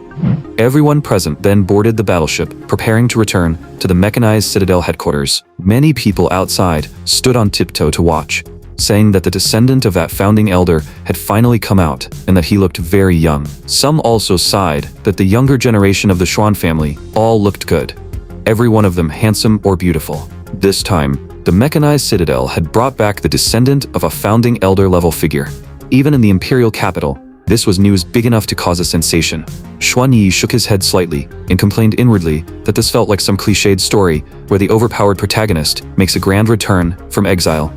But when he was about to board the huge and stylish Galaxy battleship and saw all kinds of high-tech aircraft escorting it from behind, He had to admit, it felt amazing. The galaxy battleship slowly crossed the sky, and the ventilation scales on its surface opened slightly to absorb light energy. The entire ship was made of black titanium alloy, and the giant cannon weapon on top looked extremely oppressive. The battleship was not flying very fast, so the relatives took this chance to explain the general layout of the imperial capital to him. The headquarters of Dragon Nation's 3 top guilds were all located in the imperial capital.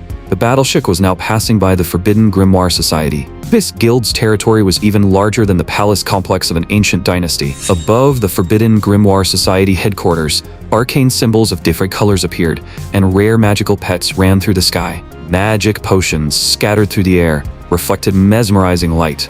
Many young and beautiful witches rode broomsticks, flying around the palace. One relative introduced it as paradise for alchemists, witches, mages, shamans, and every other spell-based class changer.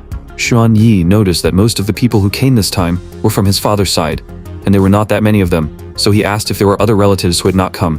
Jiang Yui only smiled slightly and explained that some of the other relatives had matters to handle, and once those uncles and great-uncles were no longer busy, they should come back. After all, some things could not be stated clearly yet. Soon, everyone arrived at the Mechanized Citadel Guild headquarters. Buildings and castle complexes of all sizes made from technological elements, uniquely shaped battleships, and all kinds of tech aircraft circled and escorted the metal structures. From time to time, military factory exits produced large batches of plasma equipment. Xuan Yi narrowed his eyes slightly and asked if this was the Mechanized Citadel headquarters. On the road afterward, second Uncle Xuanzhen walked beside him while introducing the technological products already successfully developed by the Mechanized Citadel. These included interstellar ramjet engines, magnetic monopole rockets, pulse propulsion devices, and plasma engines. There were also technologies still under research, such as antimatter bombs, quark matter ore blocks, warp engines, infinite non-concept spacecraft, and subspace creation devices. In this world, as long as a class changer obtained the relevant skill and had the related materials and equipment, they could create it. But technologies involving antimatter and non-concept domains were things even the Mechanized Citadel elders could not achieve. Only the 2 presidents who had already mastered causality law skills could do it. Soon, everyone arrived at the highest hall of the Mechanized Citadel headquarters. The elders of the Mechanic Guild told the younger generation to leave first. Although many of them were unhappy, they could not argue against their parents. They could only watch as Xuan Yi and a large group of relatives entered the highest hall. The younger generation outside could not help discussing it. Someone felt that even if their cousin was coming back for the first time, he still should not be able to enter the highest hall directly. Someone else said that they had already graduated from Battle University and still could not go there, but their father had always said this cousin was very strong, so maybe that was the reason. Others were unconvinced, saying that no matter how strong Xuan Yi was, he was only a few years older than them. So how strong could he possibly be? Someone mentioned that second uncle could have become the next guild president at first, but later turned it down, wondering if the family was planning to train their cousin as the new president. The people outside guessed more and more wildly, even starting to suspect that Xuan Yi had just returned and was already beginning president training. Meanwhile, inside the highest hall, almost everyone from the Xuan family and Zhang family had arrived, aside from a few relatives who had important missions to carry out. Through his aunt, Xuan Yi met many relatives there and finally realized that the other relatives had all been waiting for him here. Jiang Yue explained that these relatives usually needed to guard the border. If outsiders found out they had temporarily left the main battlefield, things could get troublesome. If a real crisis happened on the battlefield, they would return immediately. Before that, helping the owner of Mechanical Ascension was the top priority. The relatives took turns greeting Xuan Yi. Finally, his grandfather, Xuan Gongjin, appeared as well. Xuan Gongjin asked Xuan Yi whether he was the one who fired those 2 orbital cannons at Sakura Island yesterday. Approval showed in Xuan Gongjin's expression. Xuan Yi nodded and admitted what had happened last night. That confirmation immediately drew a round of cheers from the surrounding relatives. After chatting with him for a while, everyone finally got to the main topic. Xuan Gongjin asked whether he had ever tested how far his mechanical ascension could go. Jiang Yue spoke up for her nephew from the side, saying that when those foreigners had ambushed Xuan Yi before, he had still handled an 8th advancement expert with ease. She had carefully observed Xuan Yi's strength that day. He was not afraid of fighting an 8th advancement expert, but if they were talking about killing one, he still seemed a little short. As soon as she said that, many high-level people present could not help reacting. Xuan Gongjin frowned, deep lines appearing across his face, and reminded Xuan Yi that he had to have a clear understanding of his own strength. Everyone present seemed to sense what was coming, and slowly exhaled, calming themselves down. After a long moment, Xuanbongjin finally asked whether Xuanyi wanted to try exchanging a few moves with these uncles and aunties. Having trouble remembering everyone? Trading a few punches was the quickest way to get acquainted. At this moment, in the highest hall of the mechanized citadel, aside from a few relatives who had important matters and could not return, 80% of the guild's core members were gathered here. Xuanyi activated the Eye of Apocalypse to check their levels and discovered that among the relatives present, their levels ranged from the 450s to over 700. For example, Xuanya, Class, Phantom Gun Saint. Skills, Twin Gun Waltz, Bullet Finale, and Particle Shock. Then there was Jiang Wei, Class, Mechanical Controller. Skills, Bone Mech Giant, Mechanical Detonation, and Airdrop Support. There was also Xuan Dai, Class Munitions Master. Skills, C4 Field Coverage, Plasma Divine Light Cannon, and Electromagnetic Grand Explosion. But when Xuanyi tried to check his grandfather Xuangongjin's level, he found that the Eye of Apocalypse only showed him a field of chaos. As the president of the mechanized citadel, Xuangongjin had already stepped into the realm of causality concepts. The Eye of Apocalypse alone was still unable to see through the great Tao of causality around him. Xuanyi thought to himself that next time, he could consider upgrading the Eye of Apocalypse. Xuangongjin said that the reason they had called him to the highest hall this time was to test his current limit. Xuangongjin waved his hand, and a mysterious secret realm appeared inside the highest hall. One relative suggested that since Shanya was a phantom gun saint with strong overall abilities, they could let Shanyi and Shanya enter the secret realm and exchange a few moves first. Xuanya was Xuanyi's aunt, and her current strength was at the peak of the 8th advancement. Xuanya pretended to complain, saying she had only just met her dear nephew, yet these uncles and elders were already pushing her out to fight him. She also said that she was the family's genius gunner, and her strength was not something ordinary people could compare with. Even if she beat her nephew now, it would not feel fair. She then asked whether anyone would get hurt inside the secret realm. The relatives cheerfully assured her that this secret realm had been left behind by their great-grandfather's generation, and had a mechanism similar to the arena of the 10,000 Races battlefield. If his life was ever in danger, he would be teleported back to reality immediately. None of them would be willing to let him get hurt. Xuanyi, however, said he was fine and was mainly worried that Aunt Xuanya might get hurt. After all, he had already reached level 219, the peak of the 3rd advancement, and he was stronger than when he had faced an 8th advancement assassin at only the 2nd advancement. As soon as he said this, the relatives present fell briefly silent. They knew mechanical ascension users were strong, but Xuanya was a peak 8th advancement expert, and her real combat power was already comparable to a 9th advancement expert. A nephew with 3rd advancement strength was actually worried that his aunt, whose strength was comparable to the 9th advancement, would get hurt. Wasn't that way too arrogant? Xuanya nodded slightly and said it seemed she really could not hold back later, or her dear nephew would look down on her. Xuanyi said that was for the best. Everything that needed to be explained had already been explained. As long as his aunt would not be hurt inside the secret realm, that was enough. Xuangongjin told the two of them to enter the secret realm. The others would watch from outside and analyze their battle data.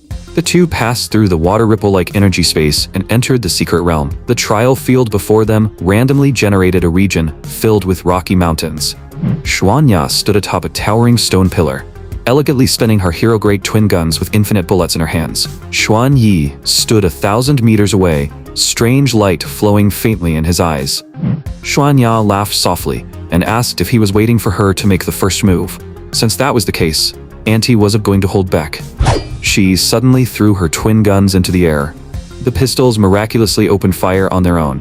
Her storage bracelet kept flashing, and a new pair of twin guns appeared in her hands. She threw weapon after weapon into the air. Soon, more than 30 pistols appeared across the field, spinning and circling like a swarm of boomerangs. Bullets scattered through the arena like a storm of hidden weapons. But just as the spiraling bullets were about to hit Xuanyi, he merely tilted his body slightly and dodged them. Several more bullets came right after, yet he avoided them as easily as a ghost. Seeing this, a wave of commotion erupted inside the highest hall. Someone cried out in shock that he had actually dodged all of them. A peak 10th advancement relative said that even with their mental power, they could not fully see the bullet trajectories and speed from Xuanya's hero-grade weapons. They wondered whether mechanical ascension had changed Xuanyi's eye structure. Someone else quickly reminded everyone to look at Xuanyi's position. Even now, he was still standing in the same spot. Everyone found it unbelievable. he was dodging without even changing position? This was Xuanya's killing move. Inside the secret realm, more than 30 pistols kept spinning and flying, spitting out endless bullets. Yet, Xuanyi could capture every firing point and dodge them with ease. With the disaster beast ring having no level requirement, plus the stacking effect of various mental recovery items, his bullet time could now slow things down by at least 1,500 times. Seeing this, Xuanya asked if he really did not take his aunt seriously. Xuanya took out a new set of twin guns and activated a skill.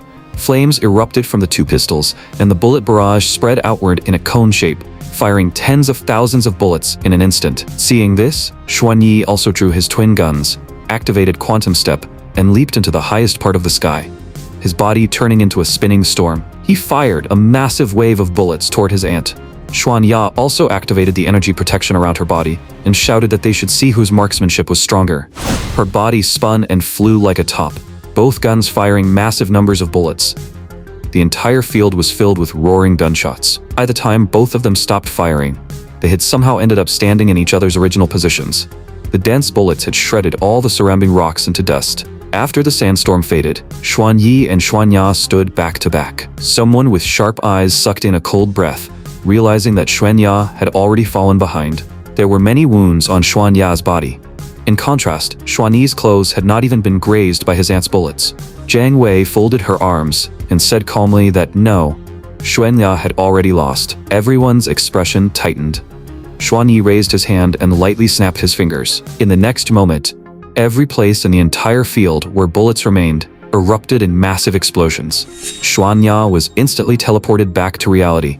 Before the others could even react, Xuan Gongjin called out for the next person. Jiang Wei wanted to see how strong his nephew really was. Without another word, he flew straight into the secret realm. He was Xuanyi's maternal uncle.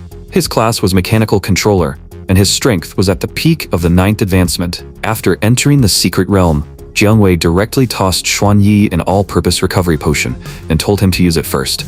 Within half an hour, his stamina and mental power would recover. After that, he could fight his maternal uncle. Logically speaking, after just going through a major battle, the other party should have been extremely exhausted. As an elder, Jiang Wei already had a level advantage over him, so there was no way he would take advantage of his nephew any further.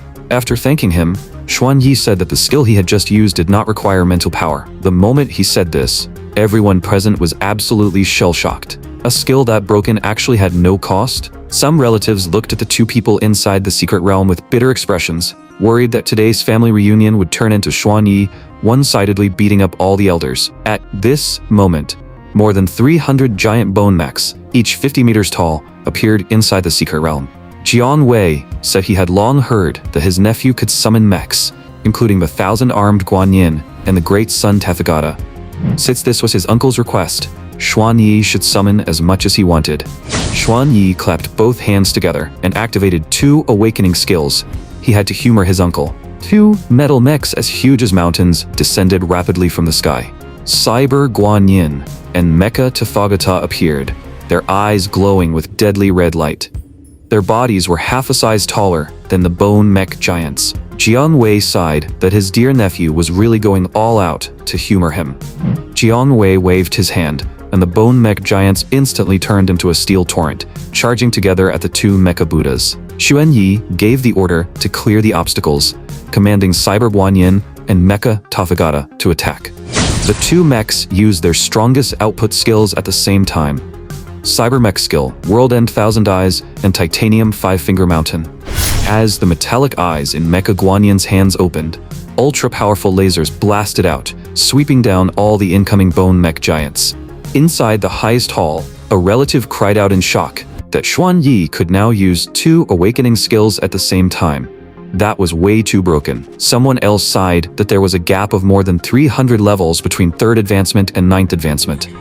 Just how much potential did this nephew have? Another person worried that too many of Jiang Wei's robots had been defeated. Was he about to lose? The relatives present sincerely praised the 2 vicious mechs, but also reminded the others that they were underestimating Jiang Wei too much. He was not famous for nothing. Before long, a strange scene appeared inside the secret realm. The moment the bone mech giants' bodies were pierced by lasers, they rapidly split apart. The bone mech giants split into thousands upon thousands of small bone mech giants. All the small bone mech giants dodged with precision, minimizing the damage caused by world-end Thousand Eyes. On the other side, Mecha Tafagata's Titanium Five-Finger Mountain trapped 10 large bone mech giants. The countless other small bone mechs gathered cannon shells in their mouths and attacked the Mecha Buddhas. Armor-piercing rounds, denser than rain, erupted with scorching fire, blasting into the two Mecha Buddhas. Cyber Guanyin and Mecha Tafagata activated electromagnetic energy shields at the same time, and golden bell-shaped barriers appeared around both mechs. Although the bone mech giants had become smaller, the power of their attacks had not weakened at all. Jiang Wei quickly issued a new order, telling all bone mechs to switch to electromagnetic pulse rounds. As a mechanic, he understood better than anyone how to counter machines. Electromagnetic pulses were extremely destructive to any electronic component. After receiving the order, the bone mechs fired electromagnetic pulse rounds in unison, constantly weakening the final defenses of the two mechs. Jiang Wei looked spirited as he stood with both hands behind his back, saying that his dear nephew's strength seemed to stop at the peak of the 9th advancement. But Xuan Yi asked his uncle if he knew what the greatest use of a mech was. Jiang Wei murmured the words, "greatest use of a mech," to himself, then immediately realized something was wrong. Xuan Yi waved his hand and gave the self-destruction command. It was too late. The energy inside the two Mecha Buddhas went out of control, releasing enormous power. Giant cyber divine Buddha phantoms illuminated the entire sky. Two overlapping world-ending lotuses continuously expanded, spread, and annihilated everything inside this small world. The highest hall began shaking violently, and every relative's face filled with shock. None of them had expected this situation to happen. Someone cried out that Xuan Yi's skill was going to blow up the entire secret realm. With a flash of light, Uncle Jiang Wei was the first to be eliminated from the secret realm. After leaving the secret realm, Jiang Wei immediately turned back and saw Xuan Yi's body pass through the light screen like a ghost, then gradually return to solid form. Meanwhile, the secret realm world collapsed with a thunderous crash, and the earthquake intensity across the entire mechanized Citadel Guild kept rising. Seeing this, Xuan Gongjin heavily tapped the ground with the metal staff in his hand. From the spot struck by the tip of the staff, a ring of blue light waves spread outward. Wherever the light waves passed, complex circuit patterns appeared, and soon the entire secret realm was rapidly erased. Everyone was deeply shaken. The entire secret realm had been blown apart. Was mechanical ascension really this terrifying? Someone felt troubled. They had originally wanted to test Xuan Yi's strength and decide who should be his bodyguard. But high-level foreign class changers could not enter Dragon Nation anyway. Did this dear nephew of theirs even need a bodyguard? Someone else suggested that they stop testing for now. Xuan Yi was already close to completing his 3rd advancement task. Even if they got a result today, once he reached 4th advancement in a couple of days, his strength would be different again. Hearing this, the relatives present sucked in a slight breath. 4th advancement in just 2 days? In the end, everyone decided to wait until the secret realm was rebuilt. The relatives present also nodded slightly in agreement. Xuan Gongjin said that anyone who wanted to schedule a match with Xuan Yi in advance could just say so, and they could fight him once the secret realm was rebuilt. Building a secret realm was quick. It would only take 10-something days. As soon as those words fell, the relatives looked at one another. Someone suggested that Uncle 8 would be the most suitable, since he was a peak 10th advancement Grand Mechanic. Uncle 8 immediately excused himself, saying his mechanical neck was acting up, then turned around and suggested Uncle 6 or Great Uncle instead. Someone said Great Uncle would definitely be able to test the limit of a mechanical ascension user, but Great Uncle immediately said he did not want to damage the relationship between himself and his grandnephew. The entire Hall of Elders started mumbling and dodging the matter. The elders above the 10th advancement were confident they could beat Xuan Yi right now, but if they had to wait half a month, even their old bones might not safely survive. Xuan Yi deliberately coughed and said that if they were afraid of mechanical ascension, why not all come at him together? The elders quickly waved their hands and said it had not come to that. But thinking he could challenge a whole group of elders alone after only half a month was still way too arrogant. One relative reminded him that although his strength ranked in the top 5 of the mechanized Citadel Guild, at most, he could only deal with a dozen or so of the elders. Another person said that as a class changer, the most important thing was to stay calm and not get arrogant. They also reminded Zhang Yue not to praise her nephew like that. The relatives present began lecturing him. Although they were somewhat wary of Xuan Yi's strength half a month later, if they all joined forces, that would be a completely different matter. The relatives threw the question back to Xuan Yi, asking if he was really confident that given half a month, he could defeat all the elders like it was no big deal. Fighting all his relatives after only half a month and calling it no big deal was just too arrogant. Xuan Yi smiled and only replied, "More like a medium deal. Haha."